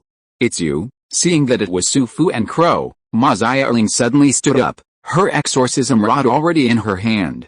She knew full well that these guys were second-generation zombies, the kind that acted without scruples. Sitofenrin also took 2 steps forward cautiously, fearing a sudden attack from Landali and the other 2. He was even more familiar with these 3 than Ma Xiaoling. He had met them long ago and had been tricked into believing he was some kind of savior. "Oh, I know you guys.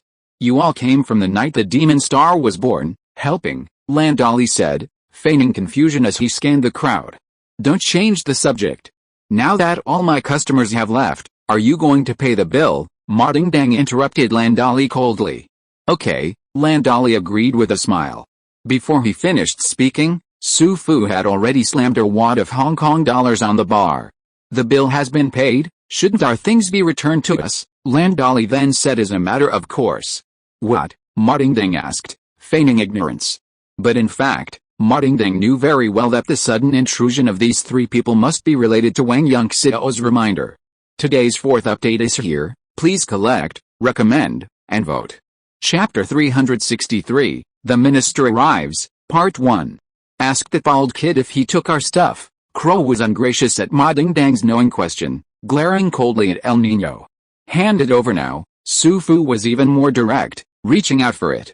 "What are you going to do with my son?" Jin Weilei didn't bother to question El Niño anymore, shielding him without a second thought, a mother's instinct. And it was precisely this knee-jerk reaction that slightly changed El Niño's impression of her, no longer blindly rejecting him as before. "Your son? So he's the demon star?" Landali was slightly startled, looking El Niño up and down in amazement. "Wow, what kind of formula is he eating to grow so fast?" Crow asked sarcastically. "Don't worry about whether he's a demon star or not, just hand it over now," Su Fu pressed on. "If I could give it to you, I would have done it long ago." "I won't give it to you now, even if you kill me," El Niño refused firmly. "All right, then I'll kill you." Su Fu, enraged, immediately stepped forward, ready to strike. The next moment, Ma Dingdang, Ma Xiaoling, and Sitofenrin all rushed forward, shielding El Niño behind them. Instantly, the atmosphere at the frigate bar grew tense, a battle threatening to break out at any moment. "Don't worry, their skills are easy to learn." El Niño, after all, was just a child, his boastful display only adding fuel to the fire, only heightening the tension between the 2 sides. "Nino," Jin Weilei, startled, quickly stopped El Niño from continuing. "That's the true ancestors thing, right? I advise you to let him come and get it himself," Wang Yunxiao suddenly interjected. "Hey, who are you?" "This has nothing to do with you," Crow said coldly. "Who do you think you are, daring the true ancestor to personally intervene?" Su Fu scoffed. Tisk, tisk, how rude. "But don't get me wrong, I'm doing this for your own good," Wang Yunxiao shrugged, glancing at Ma Dingdang with a half-smile. I see. Since you're so eager to see the true ancestor, I'll let him know." "Let's go." Landali glanced thoughtfully at Ma Dingdang, then turned and left the frigate bar. Su Fu and Crow glanced coldly at the others before following suit. "What exactly do you want to do?" Ma Dingdang turned back and glared at Wang Yunxiao after watching the 3 leave. "I just don't want to ruin your frigate bar." "Why are you so excited? Besides, it's been so many years. Don't you want to see him again?" Wang Yunxiao replied with a nonchalant smile. "I can't be bothered with you," Ma Dingdang grumbled, but she knew now wasn't the time to dwell on these matters with Wang Yunxiao. It might not be long before Jiang Chen himself arrived, and before then, she had to figure out what El Niño had taken from him. "Nino, take it out." Ma Dingdang then turned her attention back to El Niño. "They wanted to kill it, so I saved it," El Niño subconsciously explained, but he didn't dare disobey Ma Dingdang, so he reluctantly took the shrunken, still comatose flying dragon from his arms. "What is this?" Dummy asked curiously. It wasn't her fault she didn't recognize it. Who could have imagined something so tiny could be a flying dragon? "It's a dragon called Shuang Shuang. They say they protect rare treasures." Ma Dingdang, knowledgeable and experienced, recognized the flying dragon instantly. A divine dragon? Rare treasures? This intensified everyone's curiosity. "Nino, do you know what it is?" Dummy couldn't help but ask. "I asked it, and it said it didn't know." El Niño was also confused. "Anything the true ancestor would care about must be extremely precious," Ma Dingdang asserted. "Who is the true ancestor?" Ma Xiaoling, unable to contain her doubts any longer, pressed on. to command the obedience of 2 second-generation zombies, could it be? Just as you think, Ma Dingdang gave Ma Xiaoling a deep look before nodding. It turns out it's really him. Ma Xiaoling's pupils shrank, and her expression grew heavy. Who is it, Sister Xiaoling? Quang Fushan couldn't help but ask curiously. These riddles were so annoying. Zombie King, Jiangjin, Ma Xiaoling spoke the taboo-like name word by word. Instantly, everyone fell silent, their expressions filled with fear and heaviness. Between the zombies and the exorcist, who wouldn't know what this name signified? Nino, be good and return it to its owner, Jin Weilei urged El Nino. No. They've done this to it. If we return it to them, it'll surely die, El Nino firmly disagreed, unaware of Jiang Chen's formidable nature. Here he comes. Just as Jin Weilei was about to persuade El Nino, Wang Yunxiao's low voice evoked a sharp rebuke, and everyone's gaze instinctively focused on the entrance to the frigate bar. Jiang Chen, dressed in a pure white windbreaker and a faint smile on his face, sauntered in. He looked less like someone begging than a reminiscent friend. But the people present had no such idea, and all looked at Jiang Chen cautiously. Perhaps there was something else in their eyes, for some, like Sita Fenren and Jin Weilei, had already encountered Jiang Chen before. Wang Yunxiao and the other two were the only ones who remained calm. Emma, meeting Jiang Chen for the first time, couldn't help but survey him with curiosity. Seeing Jiang Chen walking up to her, even more unrestrained and elegant than before, Ma Dingdang's expression became complicated. Suddenly, I feel like you're more normal than I am. The two stared at each other for a long moment before Ma Dingdang finally broke into a laugh. That's the biggest difference between humans and zombies, Jiang Chen smiled back. You seem to understand people more and more, Ma Dingdang exclaimed sincerely. People are interesting. They do things they don't want to do, they say things they don't want to say. What controls them? Isn't there a saying that goes, you can't help yourself, being a human is truly interesting, and learning to be one is even more challenging. Jiang Chen's words, just like when he was at Hong Kong Island University, were filled with a thirst for knowledge and a curiosity about humanity. Are you here today to reminisce about the past, or do you want to take something that belongs to you? After a brief moment of unconsciousness, Ma Dingdang didn't want to continue like this, it would only make her heart even more confused. Please add this to your collection, recommend it, and give it a monthly vote. Chapter 364, The Minister Arrives, Part 2. You'll definitely hand it over. This is the Ma Dingdang I know, Jiang Chen said with a smile, unfazed by the thought that his journey would be in vain, both because of his understanding of Ma Dingdang and his confidence in his own abilities. Yes, because what doesn't belong to you will never be yours, Ma Dingdang said pointedly. Let's go, I'll take you back to what's yours. Without giving Jiang Chen a chance to speak, Ma Dingdang turned and walked towards El Nino. Then, led by Ma Dingdang, the group reached the rooftop. Only Wang Yunxiao remained seated, motionless, knowing full well what Filong was guarding and unwilling to cause unnecessary misunderstandings. Clearly, Jiang Chen and Wang Yunxiao had a tacit understanding. He nodded with a smile and followed the others to the rooftop. Go if you want to, Wang Yunxiao chuckled, seeing Emma fidgeting anxiously. Emma giggled, kissed Wang Yunxiao's cheek hard, and happily chased after him. Ada Wang and Mary exchanged a glance, and, unprepared for Emma's mishap, both followed. I recognize you. You saved my mother, and you saved me too. Now everyone calls me a demon star. Do you regret saving me? On the rooftop, even when facing Jiang Chen, El Nino didn't have the complex emotions of the others, naively speaking whatever came to his mind. Even if I regret it, it won't last long, Jiang Chen said with a faint smile. You know what I mean. El Nino's expression darkened. I'm here to take back what's mine. This dragon guards something very important to me. It's time to return it to me. Ultimately, Jiang Chen was eager to reclaim Nuwa's spirit, and, wanting no further complications, he bluntly stated the purpose of his visit. Did Shuang say you'd kill him? El Nino hesitated. Don't worry, I won't, Jiang Chen assured him. Perhaps, for him, killing Filong was a matter of a moment's thought, but with Ma Dingdang around, he naturally wouldn't go too far. Nino, he said he wouldn't kill Shuang, so he definitely won't kill it. Seeing El Nino's obvious hesitation, Ma Dingdang spoke up at the right time. Okay, although El Nino was still nervous, he reached into his arms, trying to retrieve Shuang. Then, to his dismay, El Nino discovered that Filong had disappeared. It turned out that upon sensing Jiang Chen's arrival, Filong had awakened from his slumber and completely merged into El Nino's clothes. Why bother? Jiang Chen sighed and shook his head. As he raised his hand, a white light flashed from his palm, and Filong was instantly pulled out of El Nino's clothes, falling to the ground. Seeing this, Jin Weilei hurried forward and pulled El Nino aside. Under Jiang Chen's influence, the flying dragon groaned and expanded at a visible speed, yet dared not struggle. The next moment, a five-colored light was drawn from the dragon's body and sank into Jiang Chen's palm.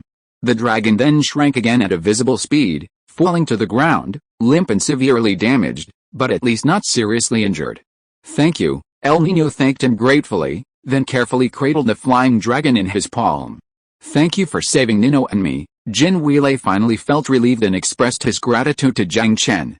Cherish your limited time in the future, Nino needs you very much. For Ma Dingdang's sake, Jiang Chen offered Jin Weilei a word of advice. What limited time do you mean? Jin Weilei, slightly taken aback, quickly demanded. He was born without consuming enough human blood. A malnourished baby has a high chance of dying after birth, and the same goes for zombie babies, Jiang Chen patiently explained. Then can you help him? Jin Weilei's expression darkened, then he asked hopefully. You were once a human, so life and death are important to you, but Nino wouldn't see it that way. He needs a real mother. Jiang Chen didn't say yes or no, but his refusal was clear, even if he was being tactful. Can we have a drink again sometime? Jiang Chen ignored Jin Weilei and asked Ma Dingdang with a smile. Sure, as long as you're over 18, Ma Dingdang smiled faintly. Okay, thank you. Jiang Chen gestured to see him off and vanished in an instant, not even giving Jin Weilei a chance to ask. For him, the most important thing now was to quickly settle Nuwa's spirit. Is what Jiang Chen said true? Is Nino truly beyond saving? Seeing Jiang Chen leave, Jin Weilei anxiously asked Ma Dingdang. Upon hearing this, all eyes focused on Ma Dingdang. They had naturally overheard the conversation between Jin Weilei and Jiang Chen. If he says yes, then it must be. No one knows more about zombies than he does, Ma Dingdang nodded gloomily. What then? Jin Weilei asked anxiously, his heart filled with regret and self-blame. Weilei, don't worry. Uncle Chu will come over tomorrow and give Nino a thorough checkup, Ma Xiaoling quickly advised. Okay, I'll call Uncle Chu when I get back. Jin Weilei was desperate and would try anything, refusing to give up even a shred of hope. Perhaps you could ask Brother Yunxiao, Emma suddenly interjected. Everyone was startled at this, having never imagined that Wang Yunxiao was also the zombie king. Jin Weilei rushed impatiently to the frigate bar, and everyone followed closely behind. For a moment, only El Nino and the surviving Filong were left on the rooftop. He had heard what everyone was saying, but at this point, he hadn't yet fully grasped the concept of life and death. Are you asking me if there's any way to save Nino? Wang Yunxiao looked at the hopeful Jin Weilei before him with a hint of surprise. Sorry, I don't have any. Nino's condition is congenitally deficient, and he can only supplement it by absorbing the power of the moonlight. But this power is clearly too much for him to handle, and it will accelerate his metabolism. To put it in human medical terms, he's suffering from rapid aging, and he only has 4 or 5 months to live, Wang Yunxiao said regretfully.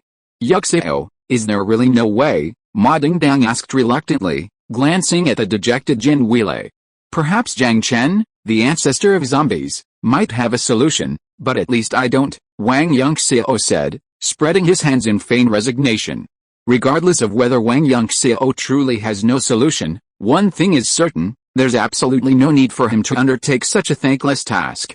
Please bookmark, recommend, and vote.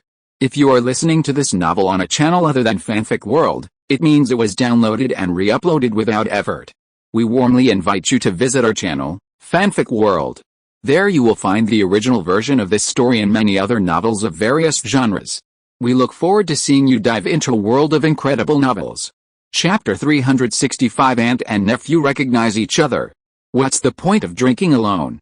I'll keep you company. Wang Yunxiao had just walked into the frigate bar when she saw Ma Dingdang sitting alone at the bar, drinking and smoking, lost in thought. She strode over, picked up the bottle, and poured herself a drink. Where are your three? Ma Dingdang glanced at Wang Yunxiao, clearly trying to change the subject. They went shopping. They'll be back later. Wang Yunxiao smiled faintly, not revealing Ma Dingdang's intentions, and lit a thin cigar for herself. You're really lucky, Ma Dingdang sighed. Of course, I think so too. Wang Yunxiao spread his hands and nodded seriously. If you want, it shouldn't be hard to find someone else, right? This only means, Wang Yunxiao then added a teasing tone. You? Ma Dingdang glared at Wang Yunxiao, but before she could say anything, she suddenly fell silent as she saw Ma Xiaoling walking quickly towards her. I asked my aunt who you are, Ma Xiaoling said expressionlessly as she approached, her eyes gleaming with curiosity. Then she must have scolded you, Ma Dingdang laughed. You're right, it was indeed that old witch who drove you out, Wang Yunxiao chimed in. He held a grudge. Even though Madonna was dead, he wouldn't have hesitated to insult her if the opportunity arose. The next moment, Wang Yunxiao received two fierce glares. Okay, forget it, Wang Yunxiao shrugged nonchalantly. You know my aunt too, Ma Xiaoling couldn't help but ask. Of course, we're old acquaintances, Wang Yunxiao said with a forced smile. Seeing Wang Yunxiao's expression, Ma Xiaoling had already guessed most of what was going on, and there was no need to ask any further questions. A zombie and an exorcist, what else could possibly happen? Although I don't know exactly who you are, I'm certain you have a deep connection to our Ma family. Ma Xiaoling then turned her attention back to Ma Dingdang. She's your real aunt. Just then, He Yinqiu strode over. He Yinqiu had come at Jin Weilei's invitation to examine El Nino. It was clear that Jin Weilei wouldn't miss any opportunity to save El Nino. Uncle Chu, Ma Xiaoling turned to look at He Yinqiu in disbelief. The Ma family has always had a man and a woman. The man carries on the family line, while the woman exorcises demons and catches zombies. Since you have a great aunt, you naturally have an aunt, He Yinqiu explained in detail. But in reality, what he knew was very limited. And, Ma Xiaoling looked at Ma Dingdang in disbelief again. No matter how hard she tried, she couldn't imagine that Ma Dingdang could be her aunt. Did she actually have relatives in this world? Good girl, Ma Dingdang simply assumed that Ma Xiaoling had accepted her as her aunt. But my great-aunt clearly said that when I was a child, my aunt had already. Ma Xiaoling was still visibly hesitant. She's dead, huh? I knew she'd say that. Ma Dingdang shook her head slightly in amusement. Not only is she not dead, she's the most powerful female exorcist in the Ma family. Your great-aunt once said she had the best chance of conquering Jiang Chen, He Yinqiu answered for Ma Dingdang again. Then why? Ma Xiaoling opened her mouth to ask again. Don't ask me, I don't know. I asked your great-aunt, and she scolded me profusely. If you really want to know, you should ask him yourself. Before Ma Xiaoling could even ask, He Yinqiu spoke helplessly. Or, you could think about how you can impress me. I'm well aware of his dealings with Jiang Chen, Wang Yunxiao suddenly interjected, a sly smile on his face. But in reality, he had already given some of the reasons, but that alone only piqued Ma Xiaoling and He Yinqiu's curiosity. Stop meddling. Although he knew Wang Yunxiao was being malicious, Ma Dingdang still glared at him. That can't be helped. Wang Yunxiao shrugged and gestured regretfully to Ma Xiaoling. Uncle Chu, you're here. At this moment, Jin Weilei and Sita Fenrin also came down from upstairs. You guys chat first, I'll go see Nino. After saying this, He Yinqiu and Jin Weilei went upstairs to check on El Nino. Why are you looking at me like that? Ma Dingdang asked with a smile, seeing Ma Xiaoling looking at him in surprise. I never thought that a relative would appear in front of me again. Why did my aunt say you were dead? After thinking for a moment, Ma Xiaoling finally asked the question that was in her heart. Because I'm a taboo in the Ma family, Ma Dingdang replied with a smile. Is it because of Jiang Chen? Ma Xiaoling blurted out. Yes, Ma Dingdang sighed softly, a flicker of reminiscence in his eyes. Okay, enough about me, let's talk about you. Don't you have a zombie friend too? What do you think of him? Ma Dingdang asked with a smile after a long pause. As he spoke, he subtly glanced at a drunkard slumped over the bar not far away. Why bring this up for no reason? This time it was Ma Xiaoling's turn to be at a loss for words. I want to get to know you, Ma Dingdang smiled. I don't need anyone to understand me, Ma Xiaoling said without hesitation. She had long been accustomed to wrapping herself in a strong shell. You wouldn't refuse to tell the truth even to your only relative, would you? Ma Dingdang shrugged. As a former Ma woman, she knew better than anyone the weakness hidden beneath the strong exterior of Ma women. I've only had 2 friends in my life, and after Zhenzhen left, there's only one left, Ma Xiaoling said quietly, downing the wine in front of her. So much had happened recently, and she really needed someone to relax with. Then you should cherish this good friend even more. Ma Dingdang poured another glass of wine for Ma Xiaoling and said with a smile. I can't see him anymore. Ma Xiaoling shook her head with a wry smile. Why? Ma Dingdang asked curiously. I'm afraid I will kill him, Ma Xiaoling said bitterly. Oh. If you wanted to kill him, you would have done it long ago? Ma Dingdang laughed dumbly. What do you mean by this? Ma Xiaoling glared at Ma Dingdang dissatisfiedly. What I mean is that the feelings between people are actually very mysterious. Many things happen without you even knowing it, or even without thinking about it. But once you break up, you will find that you really need each other, Ma Dingdang advised in a faint tone. Poof, Wang Yunxiao couldn't help but spit out the wine he had just drunk. Please collect, recommend, and vote for me. Chapter 366 Bible Code. Around 1945, humans discovered that within the 3,500-year-old Hebrew Old Testament lies humanity's most mysterious spelling puzzle. By pulling out letters at regular intervals, a fascinating passage can be formed. This includes the exact years of World War I and World War II, the birth of Albert Einstein, the assassinations of John F. Kennedy and former Israeli Prime Minister Rabin, the Dongshan and Kobe earthquakes, and even the name of current U.S. President Bill Clinton. Some firmly believe that the hidden code within the Bible contains humanity's past and future, and that if fully deciphered, it could foretell everything about the end of the world.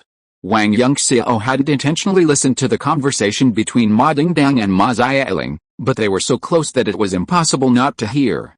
He couldn't help but burst out laughing when he heard Ma Dingdang's words of persuasion.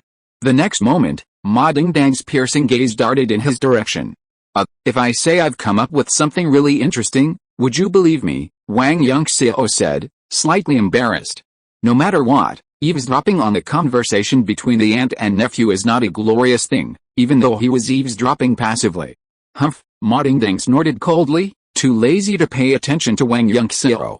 Are you talking about me? Or yourself? Being disturbed by Wang Yunxiao's words, Ma Xiaoling also broke free from her complicated feelings towards Guang Xianyao, and looked at Ma Dingdang with a smile. Talking about me, Ma Dingdang smiled frankly. Maybe it's also about you. Just when Ma Xiaoling was slightly surprised, Ma Dingdang changed the subject and said with a smile, which made her speechless. Suddenly, a scream came from upstairs. Judging from the sound, it should be El Nino. Ma Dingdang and Ma Xiaoling looked at each other and walked quickly upstairs together. For a moment, Wang Yunxiao was the only one left in the frigate bar. He didn't join in the fun, nor did he join in the fun, along with some drunken man who was unclear whether he was drunk or not. A short while later, El Nino came downstairs alone to the frigate bar, clutching a thick Old Testament.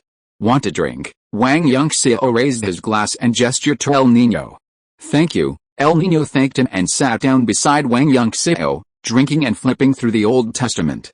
Can you read Hebrew? Wang Yunxiao glanced at it casually, and seeing it was indeed Hebrew, he couldn't help but smile. I can see some, El Nino replied without turning around, reading intently. Wasn't there a man named Hitler who killed many people? El Nino suddenly asked after an indefinite pause. Yes, Wang Yunxiao confirmed. He wasn't surprised that El Nino could read this information in the Old Testament. It was part of his mission in life.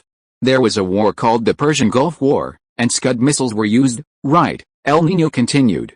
Yes. Did you see all this in this Bible? Wang Yunxiao nodded, then asked meaningfully. Yes. El Nino finally looked up.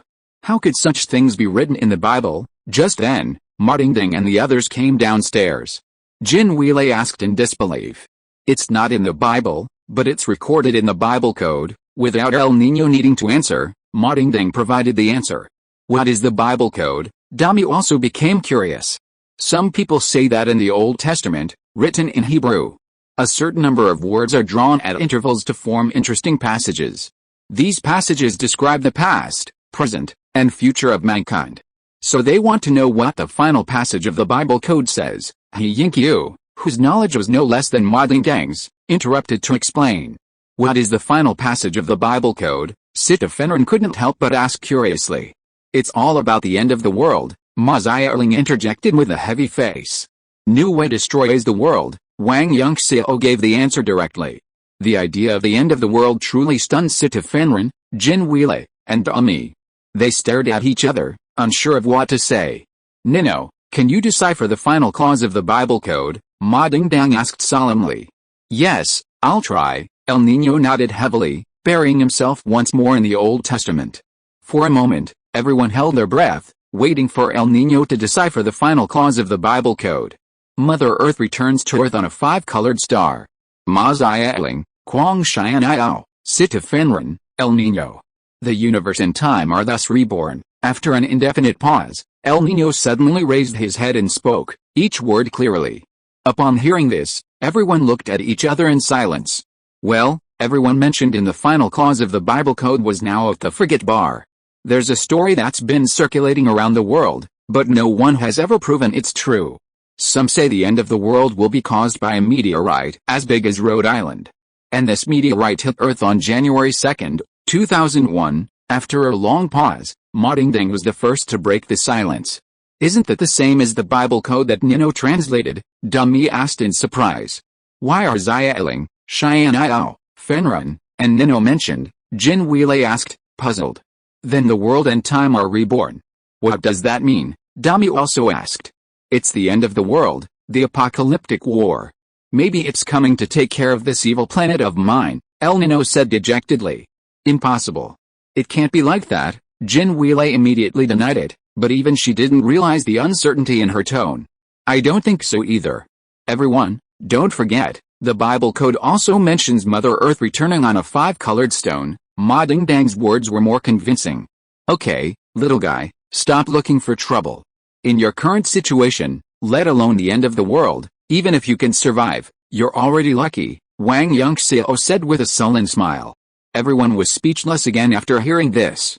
This way of persuading people was really speechless. Mother Earth? Are you talking about Nuwa? Sita Fenren asked uncertainly. That's right.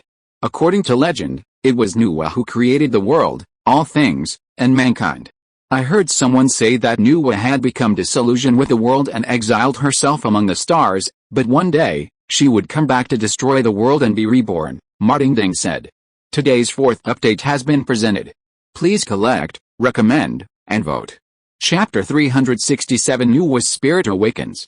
January 2 might be the day of Nuwa's return, Ma Dingdang said thoughtfully. Combining the past and the present, she could finally determine the exact time of Nuwa's destruction. Have you thought it through? Wang Yunxiao saw through Ma Dingdang's plan and asked with a half-smile. Yet, I never thought I'd meet him again so soon, Ma Dingdang said with a complicated expression. This time was different from the last time. Last time he took the initiative to come to her, but this time she was going to go herself. I'm going out for a while. If you have anything, let's talk when I come back. After leaving this sentence, Ma Dingdang strode out of the frigate bar. Where are you going? Ma Zialing asked hurriedly. Unfortunately, Ma Dingdang didn't even pause, let alone answer. The next moment, everyone's eyes were focused on Wang Yunxiao. From what they had just said, it was obvious that Wang Yunxiao knew something. Just as you thought, she went to see Jiang Chen? Haha, Wang Yunxiao smiled calmly, delivering an answer that was both expected and surprising. Alright, you guys chat? I'm leaving now. Without giving anyone a chance to ask further questions, Wang Yunxiao stood up and left the frigate bar. The group was left staring blankly at each other. Meanwhile, Ada Wang, Mary, and Emma, who were shopping, saw Jiang Chen and a woman outside a designer women's clothing store. Their behavior was quite intimate. Mr. Jiang Chen? What a coincidence. Emma's eyes flickered as she pulled the two women forward and greeted them with a smile. Hello. Jiang Chen smiled and nodded at the three women. Mr. Jiang Chen, would you mind introducing me? Emma smiled again, looking at Nuwa. Nuwa, Jiang Chen introduced her frankly without hiding anything. Wow, Mother Earth, you're so amazing, Emma exclaimed with a mock exaggeration. Let's go. Even when discussing herself, Nuwa remained impassive. Seeing Emma's exaggerated performance, she simply said this before striding off. However, before leaving, she cast a long glance behind Emma. Not only Nuwa, but even Jiang Chen, who had hurriedly caught up with her, cast a deep glance in that direction. As expected of Nuwa, even though she's only a primordial spirit, she possesses such powerful mental strength that she can still sense my presence. As Nuwa and Jiang Chen left, Wang Yunxiao appeared behind Emma, in the exact direction they were looking. In truth, Wang Yunxiao had already quietly arrived when Emma, along with Ada Wang and Mary, approached to greet Jiang Chen. He had hidden in the alternate dimension precisely to see if Nuwa could penetrate his. The result? It wasn't unexpected. As for Jiang Chen, the fact that he could penetrate his alternate dimension was even less surprising. Originally, Wang Yunxiao had harbored a hope that if Nuwa couldn't penetrate his alternate dimension, he might as well follow her in secret and take a look. He believed Jiang Chen wouldn't take it too seriously. But now, with his hope shattered, Wang Yunxiao decided not to follow her and risk unnecessary trouble. However, Wang Yunxiao knew exactly what Nuwa was going to do next. She had learned the final part of the Bible code from Landali and wanted to meet Ma Xiaoling, Sita Fenren, Quang Xian'ao, and El Nino, the four figures the code mentioned as being able to prevent her from destroying the world. "Brother Yunxiao, will you come shopping with us?" Emma asked eagerly upon seeing Wang Yunxiao's arrival. As for Nuwa, she brushed aside all mention of her. Wang Yunxiao's mood immediately soured, but seeing Emma's expectant face, he couldn't refuse and could only smile wryly and nodded. Just as Wang Yunxiao was painstakingly trailing behind the three women, acting as a bag-carrying assistant, Jiang Chen and Nuwa had already arrived at Jiajia building. At Lingling Hall, Ma Xiaoling was surprised to see Jiang Chen and Nuwa visiting. Naturally, she was on guard. "Don't be nervous, we're here to chat," Jiang Chen said with a smile. "Even chatting costs money. If you have enough, sit down and wait." Ma Xiaoling gave Jiang Chen a deep look, feigning indifference. "Okay, you go ahead." Jiang Chen nodded slightly and sat down on a sofa with Nuwa. Although Jiang Chen acted affable, how could Ma Xiaoling concentrate on discussing business? He found a pretext to raise prices and dismiss the disco owner he was discussing business with. "Your turn." Ma Xiaoling took a deep breath before approaching Jiang Chen and Nuwa. Jiang Chen was also very conscientious, placing a wad of Hong Kong dollars on the coffee table without Ma Xiaoling even asking. Perhaps he also hoped to allay Ma Xiaoling's concerns in this way. "Would you do anything for money?" This only worsened Nuwa's impression of Ma Xiaoling. She stood up and asked expressionlessly. "There are choices." "Don't make me sound so cunning." Although she had already suspected Nuwa's identity, Ma Xiaoling showed no sign of weakness. "Cheap." Nuwa looked at Jiang Chen in confusion. "Cheap is English. Miss Ma means that just because you have money doesn't mean you can do anything." Jiang Chen was helpless and could only explain on Ma Xiaoling's behalf. He had agreed to bring Nuwa to meet Ma Xiaoling and the other four in the hope that Nuwa would change her mind a little and stop focusing on destroying the world. "What I mean is, I wouldn't do it without money, and even if I had money, I'd still do it based on how much money it would cost." Unfortunately, Ma Xiaoling didn't appreciate it. Before Jiang Chen could finish his words, she gave an answer that would surely make Nuwa's impression of her even worse. "I thought the Ma family, for generations, had been committed to upholding righteousness and warding off evil, and that they should have a compassionate heart. I never thought this generation would become so cheap. People are really becoming more and more interesting." As expected, Nuwa was extremely disappointed with Ma Xiaoling, shaking her head and sneering. "Your clothes are beautiful. Was they a gift from your boyfriend?" Ma Xiaoling glanced at Jiang Chen, also trying to further probe Nuwa's intentions. "Yes." Although Nuwa didn't object, Jiang Chen's answer was still not very confident. "I don't have a boyfriend, so I have to pay for my clothes myself. The Ma family members have to eat, otherwise how would you support me?" Ma Xiaoling further confirmed her previous suspicions, but still sneered. "HMPH, Nuwa snorted disdainfully and immediately left Lingling Hall. It was clear that Jiang Chen's efforts had failed from the very beginning. Please add this to your collection, recommend it, and vote for it. Chapter 368 Backfired. Nuwa's spirit awakened prematurely. After hearing Landali's biblical code mention Ma Xiaoling, Quang Xian'ao, Sita Fenren, and El Nino's potential obstacles to her demise, she asked Jiang Chen to take her to see them firsthand. Jiang Chen readily agreed, believing that by interacting with these four individuals, he might even be able to sway Nuwa's resolve to destroy the world. Unfortunately, Jiang Chen's hopes were dashed when they first met Ma Xiaoling. Her greed for money left a very negative impression on Nuwa. This also led Jiang Chen to decide not to engage Nuwa closely when he brought her to see Sita Fenren again, preferring to observe from afar. However, Sita Fenren, determined to be closer to the deceased Wang Zhenzhen, had already decided to become a teacher.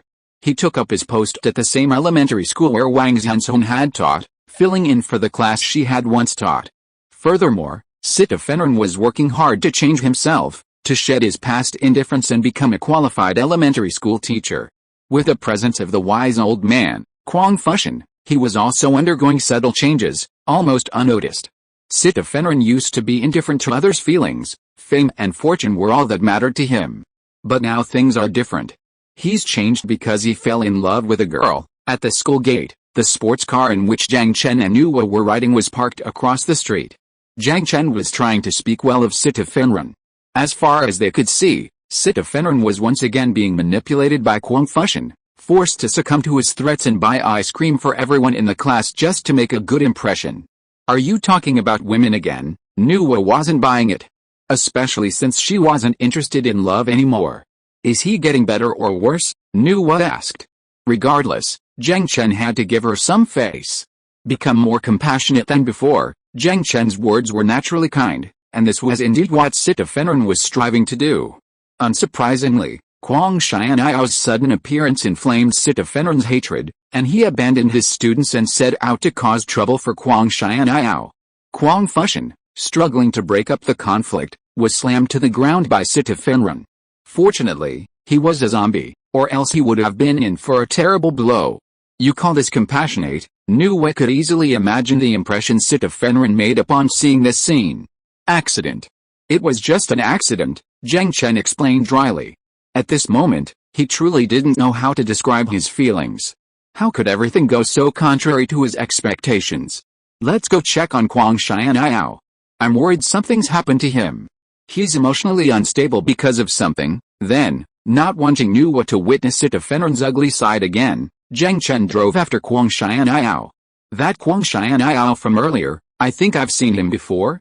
I wonder how he'll treat Ma Xiaoling when they meet again in this life. Nuwa didn't bother dwelling on Sita-Fenrin anymore, instead returning to the story of Kwang Xianao and Ma Xiaoling. To be more precise, she'd seen Kwang Xianao and Ma Xiaoling's previous life, Kwang's Hongtang and Ma Linger, a pitiful pair of lovers and enemies. I don't know, but the current Kwang Xianao is a pitiful man, one who dares neither love nor hate. However, he's also the most devoted person I've ever met. For all these years, he's never forgotten his deceased wife. Jiang Chen began to speak well of Kwang Xianao again, truly putting him in a difficult position. However, he wasn't wrong. At least for 60 years, Kwang Xianao had never forgotten Ixiu. He's nearby, Jiang Chen said as the car pulled up to a dock. In the back, Nuwa's feelings were no less pronounced than Jiang Chen's. However, when Jiang Chen reversed his car and found Kwang Xianao, he was stunned by the scene before him. Kwang Xianao and Xiaomi were embracing in a beetle. Could anything be more embarrassing than that? Unbeknownst to Jiang Chen, Kwang Xianao's reaction was simply because the sound of Xiaomi's heartbeat calmed his restless heart. Is it infatuation? Or amorous feelings? Seeing this, one can imagine Nuwa's feelings. This time, Jiang Chen didn't even bother to explain. He simply smiled bitterly and drove away. He knew it had been a recurring pattern, and no amount of explanation would be of any use. Jiang Chen then drove straight to the frigate bar. Finally, the only thing left was El Nino. He wasn't particularly worried about El Nino, his real concern was Ma Dingdang. He wondered what would happen if the two women met. His concern was, admittedly, well-founded. Just as Jiang Chen and Nuwa were driving towards the frigate bar, an interesting guest arrived. It's you. Gazing at Hiayu before her, Jin Weilei was surprised, then filled with gratitude. After all, Hiayu had helped her and Sita-Fenrin when she needed him most. Can I meet your son? Hiayu asked indifferently. It wasn't surprising she was so cold. Anyone haunted by resentment from Millennial wouldn't be much better off than she was. Brother Yunxiao, who is she? She carries so much resentment, even more than us. Not far away, Emma was eyeing Hiayu up and down with curiosity. One of Nuwa's 5-color envoys, the embodiment of resentment, Wang Yunxiao glanced at Hiayu meaningfully, then replied with a smile. No wonder, Emma muttered, her interest in Hiayu growing even stronger upon hearing that he was one of Nuwa's 5-color envoys. Not only Emma, but also Ada Wang, Mary, and Ma Dingdan cast curious glances at Hiayu. Nino, her name is Auntie Hiayu. She knows everything. Ask her anything you don't understand. Soon, Jin Weilei brought El Nino to Hiayu. Are you unhappy? El Nino suddenly asked. as if sensing something. Yes, because Mother Earth will return, Hiayu admitted frankly. Did you know about this, too? Jin Weilei asked, surprised. Of course I do. I came here to see if the Demon Star has the power to stop Nuwa. Hiayu nodded, then stated her purpose. So what if it does? So what if it doesn't? Don't expect him to help you. Ultimately, Jin Weilei, deeply attached to her son, no longer cared about expressing gratitude to Hiayu. She flatly refused without a second thought, not wanting El Nino to take any risks. You can't give up. Seeing Jin Weilei's overwhelming reaction, Hiayu grew anxious. Please bookmark, recommend, and vote. Chapter 369 Two Women Fighting. Heiyu became even more agitated by Jin Weilei's intense reaction. If Mozing refused to fight Nuwa, wouldn't all her previous efforts have been in vain? Mom, Heiyu auntie isn't asking me to do anything for her, she just wants me to kill Nuwa, El Nino said, directly exposing Heiyu's true motive. Heiyu didn't deny El Nino's words, simply accepting them. Seeing this, Jin Weilei, as well as Ada Wang, Mary, Emma, and Ma Dingdang, who were standing nearby, all expressed confusion. Jin Weilei was fine, as the four girls had just learned Heiyu's identity from Wang Yunxiao. Why do you hate her so much? El Nino asked, directly addressing the question on their minds. Actually, I'm one of Nuwa's 5 color messengers, responsible for monitoring resentment in the world. If you knew what kind of life I've led over the past 10,000 years, you'd understand why I want to kill her. True to her identity, Heiyu's words were filled with endless resentment. But then, Heiyu hunched over with trembling, as if he had encountered something terrifying. His face turned pale, his usual indifference gone.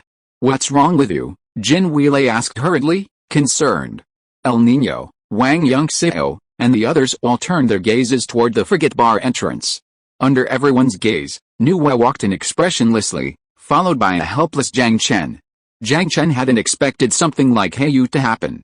Just imagine, the 5-colored messenger, whom he had created, was trying to collude with outsiders to kill him. How would Nuwa feel right now? Jiang Chen? Jin Weilei whispered in astonishment as the two approached. Nuwa, El Nino's name only served to further shock everyone. Nuwa? Nino, let's go in. Jin Weilei's first reaction was to quickly pull El Nino back upstairs, unwilling to face such a terrifying pair. You really want to kill me? Then do it. Nuwa glared at Heiyu coldly.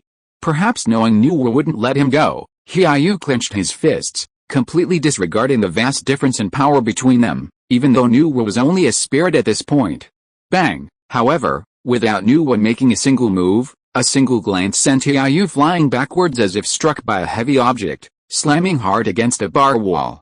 His face paled in defeat, and traces of blood trickled from the corners of his mouth. If you want a drink, I'll buy you one. If you want to fight, get out now. It was finally Ma Dingdang's turn to intervene. She approached Nuwa and Jiang Chen with a glass of wine and placed it in front of Nuwa.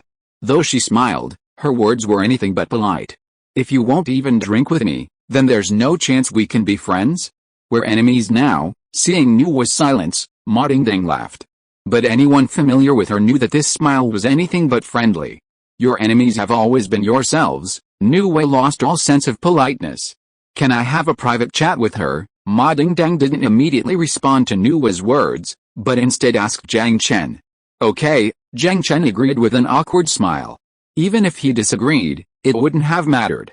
Given Nuwa's personality, she certainly wouldn't back down at this point. So, the two women walked to a booth in the corner. The frigate bar was so small, and their conversation wouldn't be hidden from anyone, no matter where they went.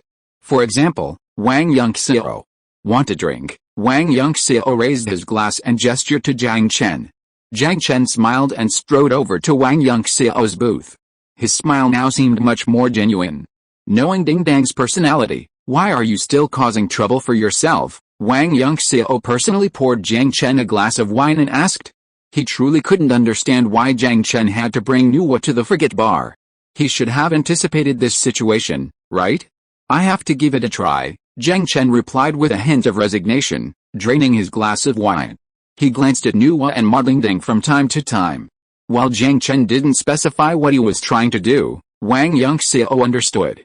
Meanwhile, the clash between the two women officially began. Are you your mother's child? After a brief exchange of glances, Ma Dingdang's words nearly made Jiang Chen spit out his drink. Wang Yunxiao and the others' expressions became as dramatic as they could be. Ma Dingdang was truly formidable, daring to say anything. Sorry. I asked poorly. I'll ask again, but before Nuwa could even react, Ma Dingdang burst into laughter and offered a half-hearted apology. Mother Earth, the mother of all people, why would you give birth to children and then kill them yourself? Ma Dingdang's smile faded, and he asked pointedly. You should ask those children what they did wrong to make their mothers want to kill them. In fact, the one who is most heartbroken is the mother herself, having to kill her own son. Nu Wei was not angered by Ma Dingdang's words, and simply said calmly. I know, but after all, they are your own sons. You don't even give them a chance. Doesn't that seem a bit too much? Ma Dingdang naturally disagreed with Nu Wei's statement and asked with a smile.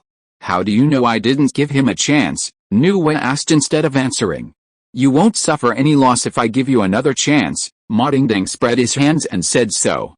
Do you know what despair is? Nu Wei didn't want to continue to entangle with Ma Dingdang on this topic, and didn't want to be led by Ma Dingdang all the time, so she took the initiative to bring up another topic. You have some experience, Ma Dingdang replied casually. I'm talking about true despair, the despair accumulated from countless disappointments over thousands of lifetimes. When you experience it, you'll understand why I won't even give you a chance. Nu Wei shook her head slightly, her expression filled with grief. It seems that longevity is not a good thing. Ma Dingdang laughed dumbly. So the end of the world is also a kind of mercy. Nu Wei also smiled. Have you ever tried to fall in love with someone? Ma Dingdang suddenly asked after taking a sip of red wine. This question made Nu Wei stunned, and then she was furious. In her opinion, Ma Dingdang's question was an insult to her. I'm talking about a kind of unwavering devotion. Ma Dingdang ignored Nu Wei's reaction and continued to talk to himself. Please collect, recommend, and vote for me. Chapter 370 A Hero Saves a Beauty. If you've ever loved someone, you'll understand that as long as there's love in this world, there's still hope. I truly hope you can be human for once, truly experience both hate and love. I think then, perhaps, you'll change your mind. Ma Dingdang ignored Nu Wei's reaction, continuing to speak to herself. If our identities were reversed, I think you'd stick with me. Nu Wei suppressed her anger and said with a forced smile. No matter what, I won't let you do anything. Because I don't want to die so young? Seeing that Nu Wei's arguments were completely unconvincing, Ma Dingdang gave up, his words becoming less polite. You're not qualified to stop me. If you don't believe me, you can try, but you'll regret it. Nu Wei sneered, not caring about Ma Dingdang's threats. For a moment, the atmosphere between the two women grew tense again. Go ahead. It's time for you to step in, if you don't want these two women to fight. Wang Yunxiao, who had been keeping an eye on Ma Dingdang and Nu Wei from a nearby booth, said to Jiang Chen with a half-smile. Actually, you're just a pitiful woman. But before Jiang Chen could react, Ma Dingdang suddenly spoke. This infuriated Nu Wei, and an invisible low pressure enveloped the entire Forget bar, instantly turning the atmosphere tense. It's time to go back. Jiang Chen dared not delay any longer. He quickly approached Nu Wei and whispered in her ear. I want to go out for a walk. Nu Wei thought for a moment before speaking calmly. It wasn't just Jiang Chen's persuasion that had driven her. More importantly, from the moment she entered the Forget bar, she had keenly sensed that within this small space, two threatening figures loomed, a true source of her repression. Okay, go back and rest early. Jiang Chen was slightly startled, but he nodded in agreement. Again, even if he disagreed, he couldn't stop Nu Wei's decision. Do you still want to kill her? Just as Nu Wei stood up, Ma Dingdang suddenly asked. She was naturally referring to Heiyu. If we don't kill her, she might suffer even more. Nu Wei sneered disdainfully, not even glancing at Heiyu before leaving the Forget bar. Jiang Chen sighed helplessly as he watched Nu Wei leave. Whatever the reason, his attempts to change Nu Wei's resolve to destroy the world by contacting Ma Xiaoling, Guang Xian'ao, Sita Fenren, and El Nino had failed. I'll drink with you next time. Jiang Chen then gave Ma Dingdang another apologetic smile before stalking out of the Forget bar. He certainly couldn't bear to leave Nu Wei wandering around alone. Of course, Jiang Chen wasn't the only one who wanted to follow, whether to observe the excitement or for some other purpose. Nu Wei wandered aimlessly through the streets of Hong Kong Island when a thug approached her and dragged her to Lan Kwai Fong, where she could experience Hong Kong's nightlife up close. But the experience was clearly not a pleasant one. Nuwa was already disappointed by the young people's dissolute lifestyle, but then she was forced to drink alcohol laced with pills. Just as Nuwa's mind was groggy and her body was losing control, she was about to be led away from the disco by a group of thugs when El Niño finally stepped forward. El Niño's debut was quite impressive, effortlessly throwing a thug away. However, remembering Ma Dingdang's warning against attacking ordinary people, he was quickly attacked by the crowd. Fortunately, Sita Fenrin arrived in time to rescue El Niño from the attack and allow him to fight back. Thus, with Sita Fenrin and El Niño's combined power, these ordinary thugs, no matter how numerous they were nothing more than mere food. Sita Fenrin wasn't the only one to arrive at the disco. Ma Xiaoling, also drawn by the water demon, happened to encounter Nuwa, who had been forced to drink a pill-laced drink. Under the guise of helping her, Ma Xiaoling attacked Nuwa with no mercy, striking her in the stomach with 2 powerful punches, forcing the pill-laced drink out. The water demon is said to be immortal, for water exists within everyone. As long as evil thoughts continue to nurture within a person's heart, the water becomes polluted. When this evil accumulates to a certain point, the water demon will manifest. As Ma Xiaoling and her companions chased the water demon out of the disco and into a secluded square, they saw Xiaomi about to summon a dragon to defeat the demon. However, before Xiaomi could gloat, the water demon reformed, even larger, leaving her in a state of extreme distress. Xiaomi was definitely not the only mischievous child present, and one must not forget the dragon that always lurked within El Niño. Ignoring El Niño's attempts to stop him, the flying dragon charged forward, belching blazing flames in an attempt to vaporize the giant water monster. Seeing the giant water monster reduced to a cloud of murky mist, Ma Xiaoling showed no joy. Instead, her expression grew increasingly grim, for she knew the water monster had evolved into the even more formidable fog monster. Ma Xiaoling's first reaction wasn't to destroy the fog monster, but to place a talisman between everyone's eyebrows to prevent it from possessing them. However, at this moment, Xiaomi's mischievous nature resurfaced, and she immediately tore off the talisman, signaling she no longer needed Ma Xiaoling's protection. Ultimately, Ma Xiaoling, with a kind heart, forced another talisman onto Xiaomi's forehead, but this left her no time to save herself, leaving her possessed by the fog monster. It was truly a heartbreaking story. Just as Ma Xiaoling was lost in the fog demon's possession, uncertain of what unpredictable actions it might take, Guang Xian'ao suddenly appeared and staged a magnificent rescue, sucking the fog demon from Ma Xiaoling into his own mouth. Watching Guang Xian'ao leave without a second thought, Ma Xiaoling was stunned. Was this a forced kiss? Yet, why did she still feel a tinge of sweetness?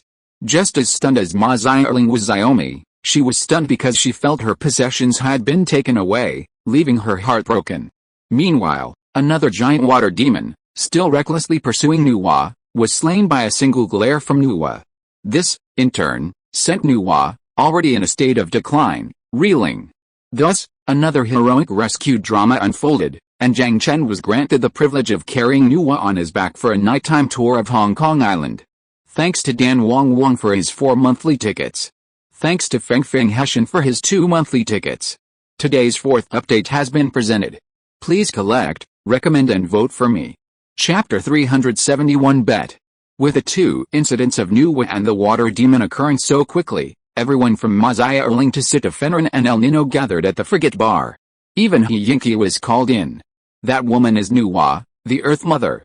Legend has it that she created humanity. If the Bible code is correct, Nuwa will destroy the world on January 2, 2001. The cause could be a meteorite impact, Ma Dingdan concluded, after listening to Ma Xiaoling and Sita Fenrin's explanations. Upon hearing this, Ma Xiaoling, Sita Fenrin, and El Niño all looked surprised, as if they had known about this for a long time. If I'm not mistaken, Guang Xian'ao, mentioned in the Bible code, should have seen the same vision as us. El Niño finally spoke. What would happen if a meteorite really hit the Earth? Such an uneducated question, perhaps only Jin Weilei could ask. In a matter of seconds, half the population will be killed. Then, the dust will blot out the sunlight, pushing Earth back into an ice age.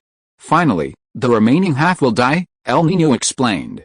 He'd read a lot of books recently, so with his learning ability, it was only natural for him to understand this information.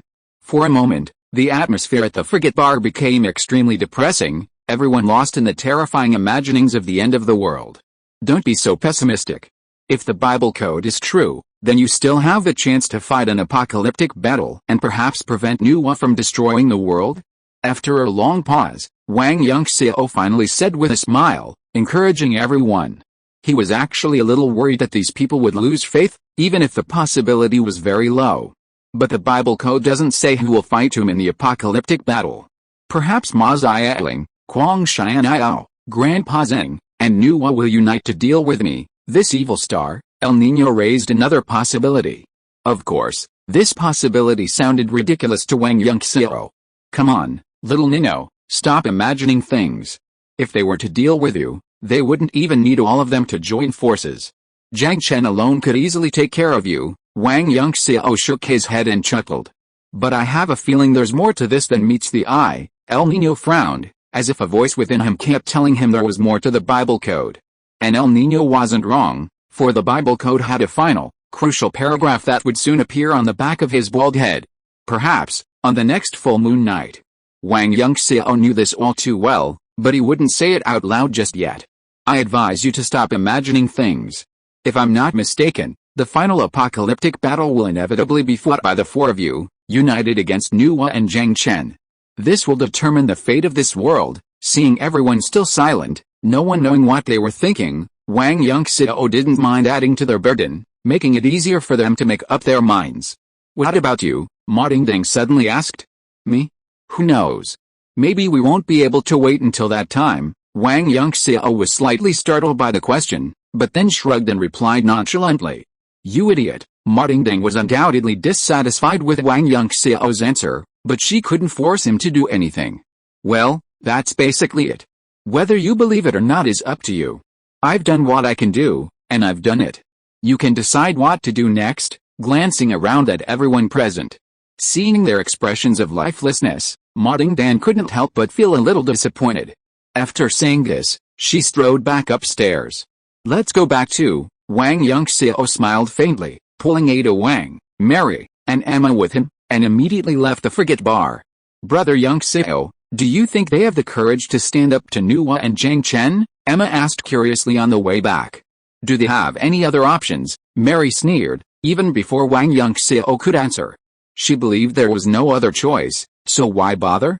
Honey, are you really not going to take action? Ada Wang, on the other hand, was more concerned about Nuwa's destruction of the world. She truly didn't want to see another world fall into the same tragic fate as the one in Resident Evil. Don't worry, I'll take action when the time is right. Wang Yunxiao, understanding Ada Wang's feelings, smiled softly. Meanwhile, today's events had slightly changed Nuwa's view of humanity, just as Jiang Chen had hoped. However, this slight change in perspective alone was clearly not enough to change Nuwa's decision to destroy the world. However, to give herself, Jiang Chen, and even more importantly, humanity, Nuwa made a bet with Jiang Chen. It involved 3 people, best of 3. If Jiang Chen won, she would reverse her decision to destroy the world. As for the candidates, Nuwa left it to Jiang Chen to choose. Thinking of today's situation, Jiang Chen struggled to make a decision, so he settled on Guang Xianyao and Ma Zialing. To strengthen his resolve, Jiang Chen decided to meet with Guang Xianyao beforehand. Deep down, he still hoped Guang Xianyao would be one of the candidates, but the current Guang Xianyao clearly wasn't enough to give him any confidence. So, Jiang Chen ordered Hong Zhao to bring Guang Xianyao to him, so he could have a good chat with him, boost his confidence, and, incidentally, help him break free from his ever-present spiral of control. Coincidentally, around the same time, Ma Dingding also asked Ma Zialing out for a shopping trip. He also mentioned Ma Zialing's long-cherished story about her past with Jiang Chen, hoping to reveal what kind of person Jiang Chen was and how formidable he truly was. Through Jiang Chen and Ma Dingdang's stories, Guang Xianyao and Ma Zialing finally learned about their time at Hong Kong Island University over 20 years ago. Perhaps, Wang Yunxiao had also been involved. Guang Xianyao, by comparison, knew even more, not just the events of those 2 decades, but also the events leading up to Nuwa's creation of humanity, her extraction of its 5 inherent vices, power, jealousy, resentment, confusion, and infatuation, and Nuwa's determination to destroy the world and banish him beyond the 9 heavens. To the extent that women in the Ma family cannot shed a tear for men. This ancestral precept may be the origin of the curse. Please collect, recommend, and vote for me. If you are listening to this novel on a channel other than Fanfic World, it means it was downloaded and re-uploaded without effort. We warmly invite you to visit our channel, Fanfic World. There you will find the original version of this story and many other novels of various genres. We look forward to seeing you dive into a world of incredible novels. Chapter 372, Out of the Shadows. Perhaps it's because the apocalypse is approaching and everyone is preparing for the final battle, or perhaps everyone has their own priorities, unlike Wang Yunxiao who's been idle, but Forget Bar has been seeing far fewer customers lately. Today was especially so. Not only had there been no customers at this hour, but the proprietress, Ma Dingdang, had to personally entertain Wang Yunxiao. As for the three women, who knows where Emma has dragged them off to? Don't you have anything to do? You come to my place every day on time, Ma Dingdang said grumpily, placing the prepared cocktail in front of Wang Yunxiao. I can't help it. You're one of my few old friends in this world. Wang Yunxiao shrugged and took a sip of Ma Dingdang's hand-mixed cocktail. It's worth noting that opportunities like this don't come around often. Excellent craftsmanship, Wang Yunxiao praised heartily, putting down his glass. Whitesnake taught me how to make this drink. Ma Dingdang also picked up her glass and swirled the ice. Whitesnake, Wang Yunxiao feigned surprise. Before I took over, this bar was called Waiting Bar, and the owner was by Suzian, Ma Dingdang said with a touch of emotion, taking a sip from his glass. Whitesnake's deep affection, Suzian's unfaithfulness, Wang Yunxiao lit a thin cigar before chuckling. Yes. But a woman is always a woman. Whitesnake never blamed Suzian. She even opened this bar in this very place, awaiting his return, the reincarnation of Suzian. Sadly, she never saw him again, until the day she died. Ma Dingdang lit a cigarette as she spoke. What a sad story. So you took over this bar and renamed it Forget Bar, Wang Yunxiao chuckled meaningfully. If you still want me to make you drinks, shut up, Ma Dingdang glared at Wang Yunxiao, clearly hearing the deeper meaning behind her words. Okay. A customer's here. Wang Yunxiao spread her hands, then feigned surprise, trying to change the subject. Huh? A regular, huh? After getting a clear look at the person, Wang Yunxiao couldn't help but laugh. Indeed, as Wang Yunxiao had said, the visitor was indeed a Forget Bar regular, someone who had been drinking here almost every night lately, escaping reality. And indeed, the visitor was none other than Kwang Xianyao. However, this time he was different. While not as dapper as usual, he was well-groomed, and especially his demeanor, a completely different person. Finally, I see you. You're quite handsome. As Kwang Xianyao approached, Ma Dingdang offered him a cocktail she had personally mixed. I finally get a good look at you. You're definitely a beauty, Kwang Xianyao offered his compliments. Hello, Kwang Xianyao then nodded and greeted Wang Yunxiao. Hello, Wang Yunxiao raised her glass. Don't think you can get away with paying just by praising me. Seeing Kwang Xianyao like this, Ma Dingdang was genuinely happy for Ma Xiaoling, and didn't hesitate to offer a few jokes. I came here today just to pay the bill, Kwang Xianyao agreed. Okay, that's definitely worth a drink. Ma Dingdang raised her glass, her smile widening. She was even more certain that Kwang Xianyao had truly recovered from his tantrum. Sorry, I forgot to tell you, I don't have any money today. Kwang Xianyao also raised his glass, but then spoke out a harsh reality. Forget it, I'll treat you all before. Ma Xiaoling laughed, her usual generosity intact. At least, she had never accepted payment for Wang Yunxiao's drinks before. Ding, the three of them clinked their glasses and downed their drinks in one gulp. You seem to have recovered quicker than I expected, Ma Dingdang sighed as she put down her glass. What about you? When are you leaving this bar? Kwang Xianyao asked instead of answering. Ma Dingdang's smile faded slightly, confused as to why Kwang Xianyao would say that. He was just as annoying as someone else, always bringing up topics she didn't want to discuss. Sensing Ma Dingdang's glance, Wang Yunxiao shrugged innocently. I met Jiang Chen, and he told me about you, Kwang Xianyao continued, his words slightly startling Ma Dingdang. What did he say about me? Ma Dingdang asked instinctively. About everything that happened between you two in college. Kwang Xianyao answer only left Ma Dingdang even more stunned. Why did he do that? Ma Dingdang's expression grew serious, and she frowned. I don't know.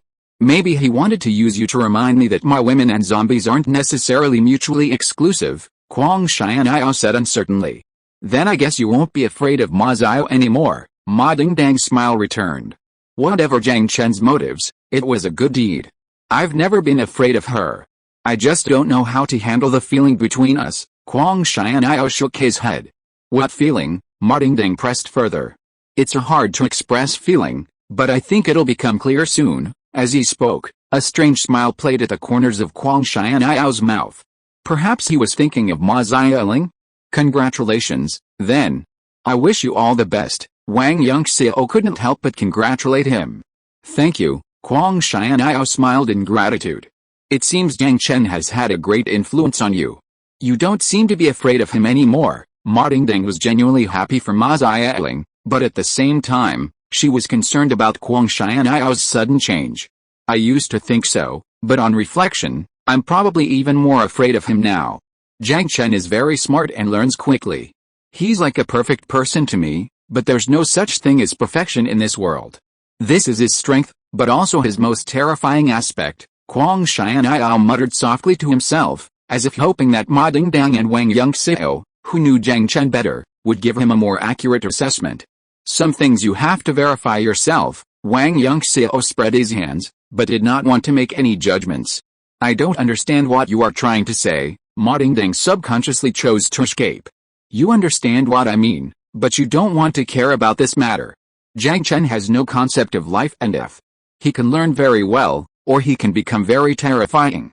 Forget it, like Mr. Wang said, I'd better verify it myself. Kwang Xian'ao did not want to push Ma Dingdang too much, and finally made up his mind. I will tell you the result. After leaving this sentence, Kwang Xian'ao left Forget Bar without looking back.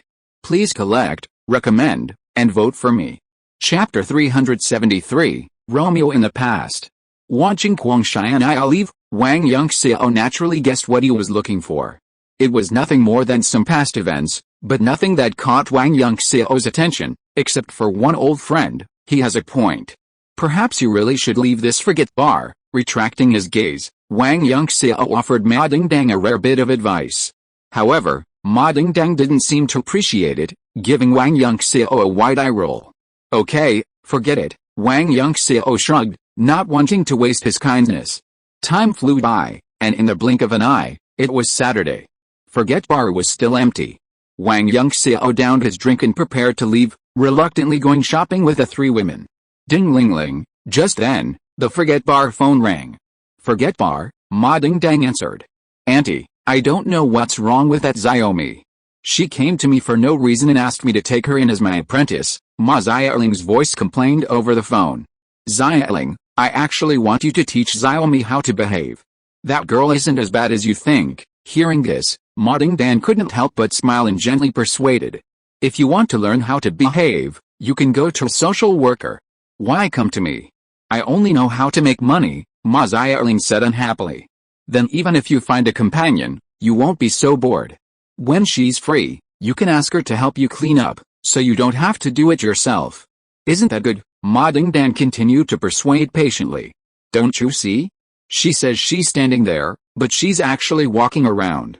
She's so wild at heart, I can't teach her well. You, take her away quickly, or I'll make her stand there until tomorrow morning. Ma Xiaoling was unmoved and directly issued a final ultimatum. Okay, I won't force you. But you might as well reconsider it. Bye. Ma Dingdang had no choice but to give up trying to persuade him. But it was this phone call that gave Wang Yunxiao a sudden idea. Doesn't Emma like watching ghost shows? While it might be boring, it's still 1,000 times better than shopping. Thinking of this, Wang Yunxiao's mood brightened. Humming an unknown tune, he happily left Forget Bar. Boss, what happened? Why is Mr. Wang so happy today? Dummy asked Ma Dingdang curiously. Who knew? He's been acting so nervous all day. Ma Dingdang rolled his eyes and muttered unhappily. Ding-ling-ling, shortly after Wang Yunxiao left, the phone rang again. Forget Bar, Ma Dingdang answered. Auntie, this is Xiaoling. What did that mirror you saw in college look like? It was Ma Xiaoling calling again, but this time her voice was urgent. It's just an ordinary full-length mirror. Oh, and there are some human face reliefs on it. Did you find it? Ma Dingdang was startled by the question, Then his expression turned serious. He briefly described the mirror and pressed on. I think so. I'm at the resurrected school now, and they're all gone. You'd better come check it out right away, Ma Xiaoling said eagerly.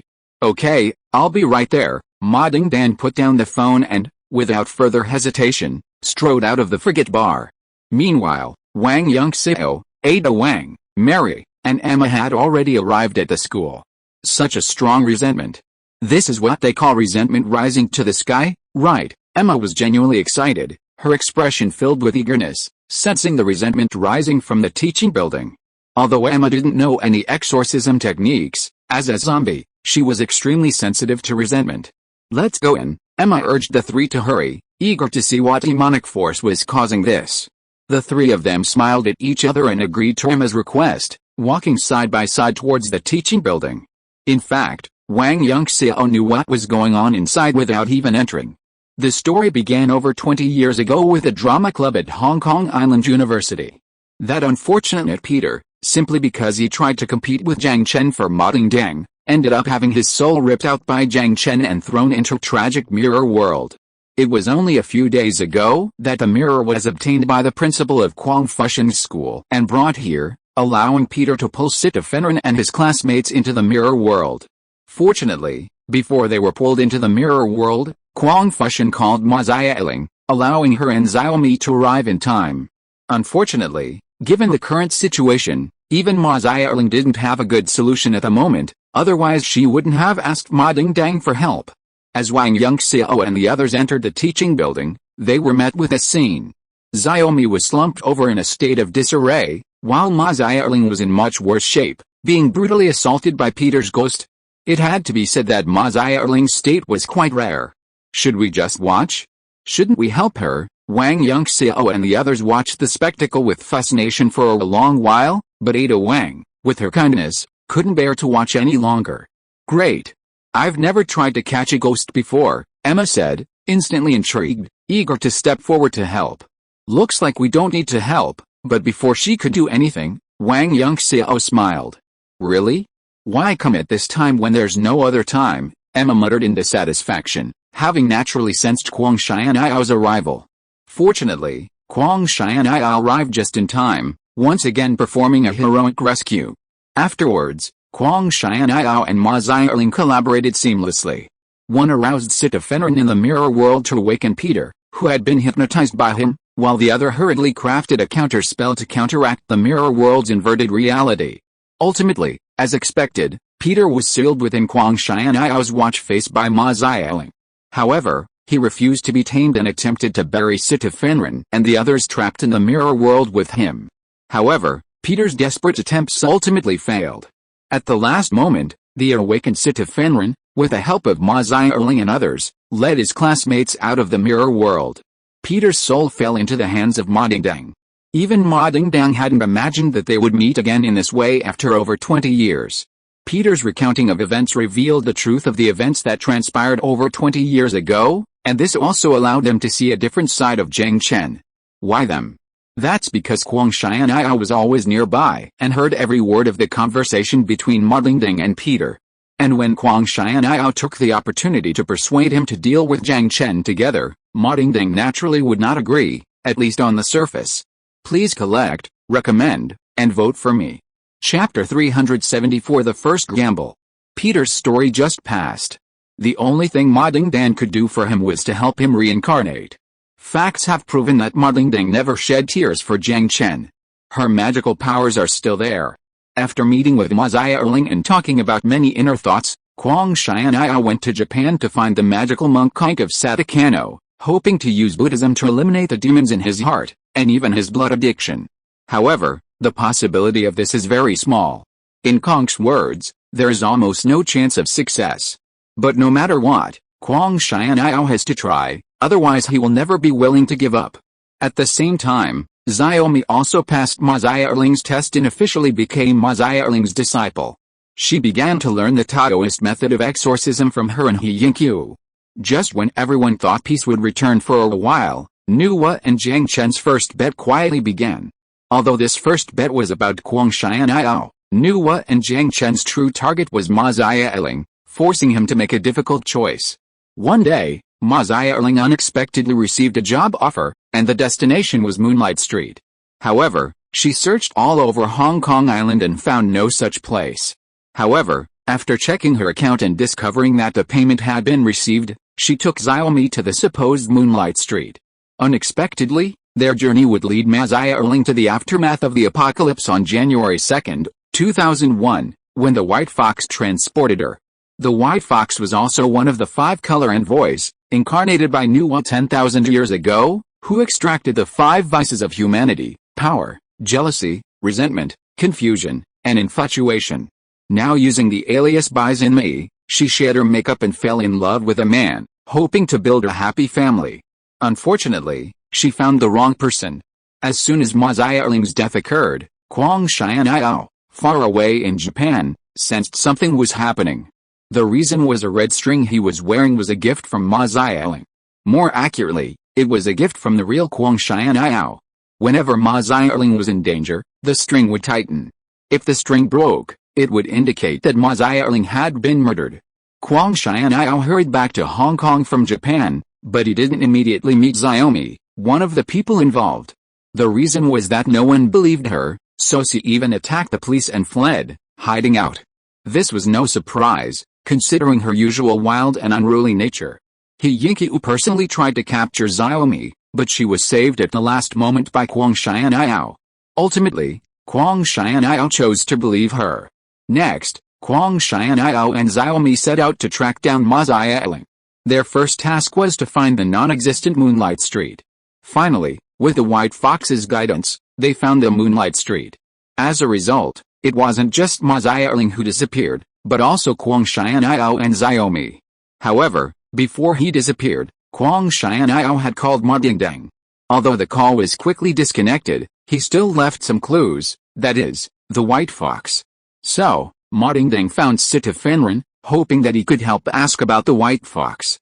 That is Bison Me, the parent of Mary, a student in his class.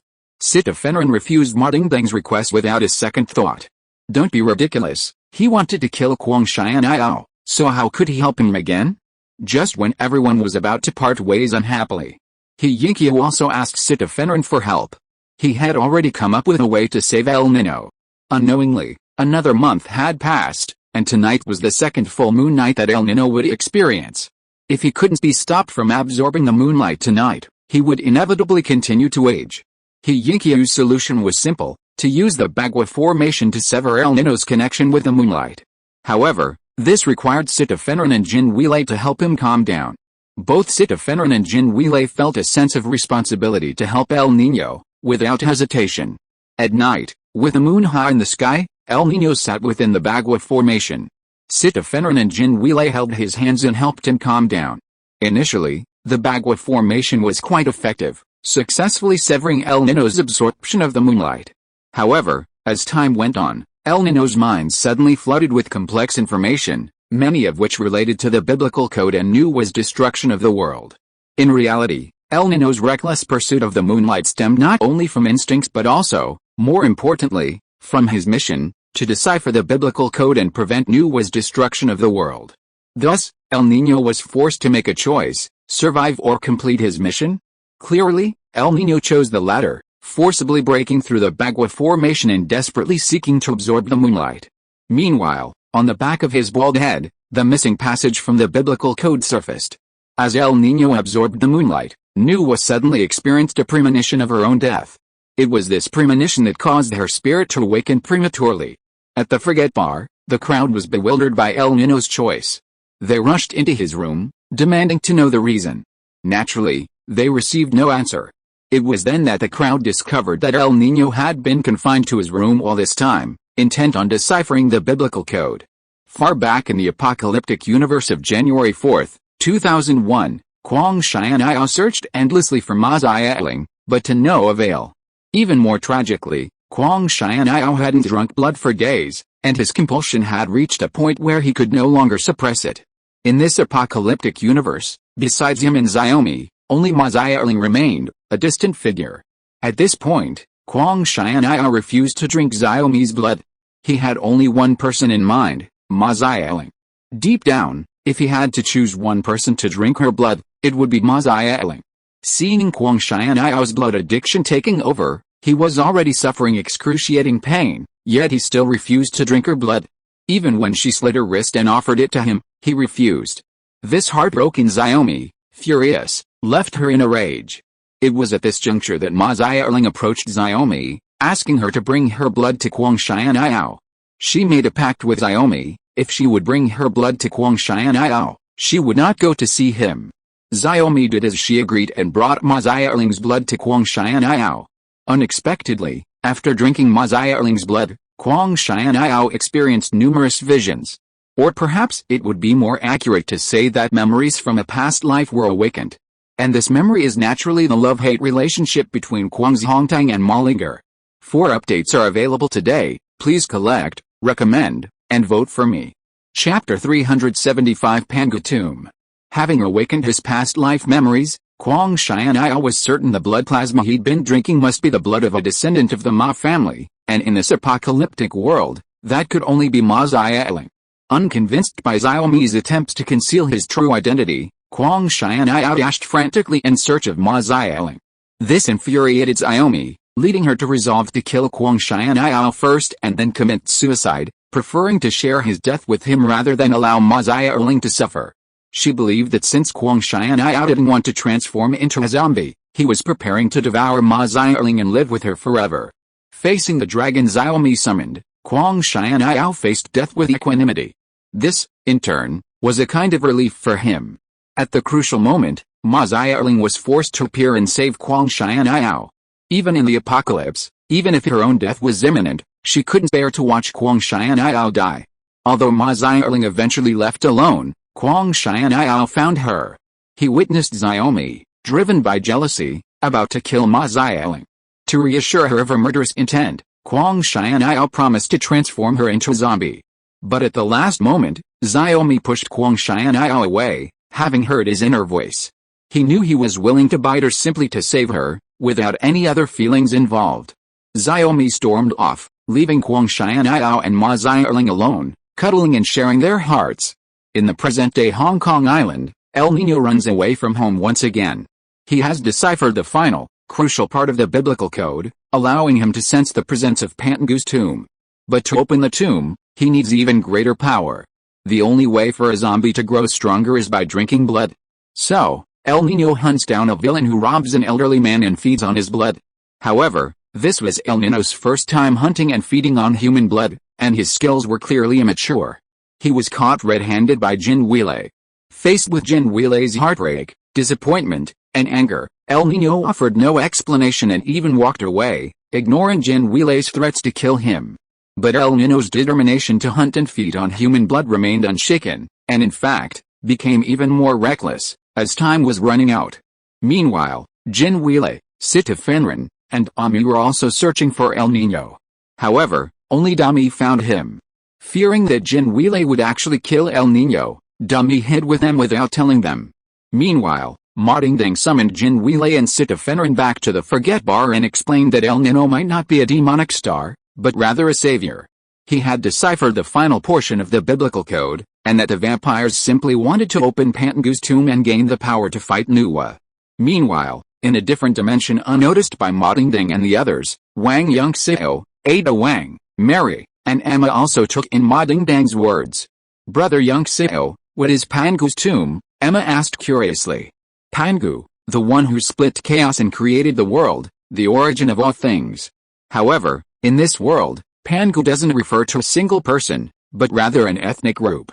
Speaking of which, Zheng Chen is also a member of the Pangu clan, so in a sense, we zombies can also be considered a branch of the Pangu clan. After arranging his words briefly, Wang Yunxiao explained the Pangu clan to the 3 women in this straightforward manner. In truth, Wang Yunxiao had already discussed the Pangu clan with the women before, though he hadn't been as direct and clear as he was now. So impressive. So we're still targeting the Pangu clan. Is that really okay? Ada Wang asked, her brow furrowed slightly. She knew, of course, that Wang Yunxiao was targeting the Pangu clan's bloodline to help her complete her transformation. Don't worry. With fate watching from the shadows, the Pangu clan won't interfere too much right now. The time isn't right yet. That's why they were trying so hard to bring down the demon star and open the Pangu tomb, Wang Yunxiao said with a confident smile. Since the Pangu clan can't fully intervene in the present world, at most they'll send 1 or 2 emissaries to aid the demon star, Huang Xianyao, and the others in their fight against Nuwa and Zheng Chen. This is our opportunity. From what I know, Zheng Chen is already the strongest individual in the Pangu clan. Seeing that Ada Wang's frown hadn't fully relaxed, Wang Yunxiao offered further gentle advice. Okay, Ada, don't worry too much.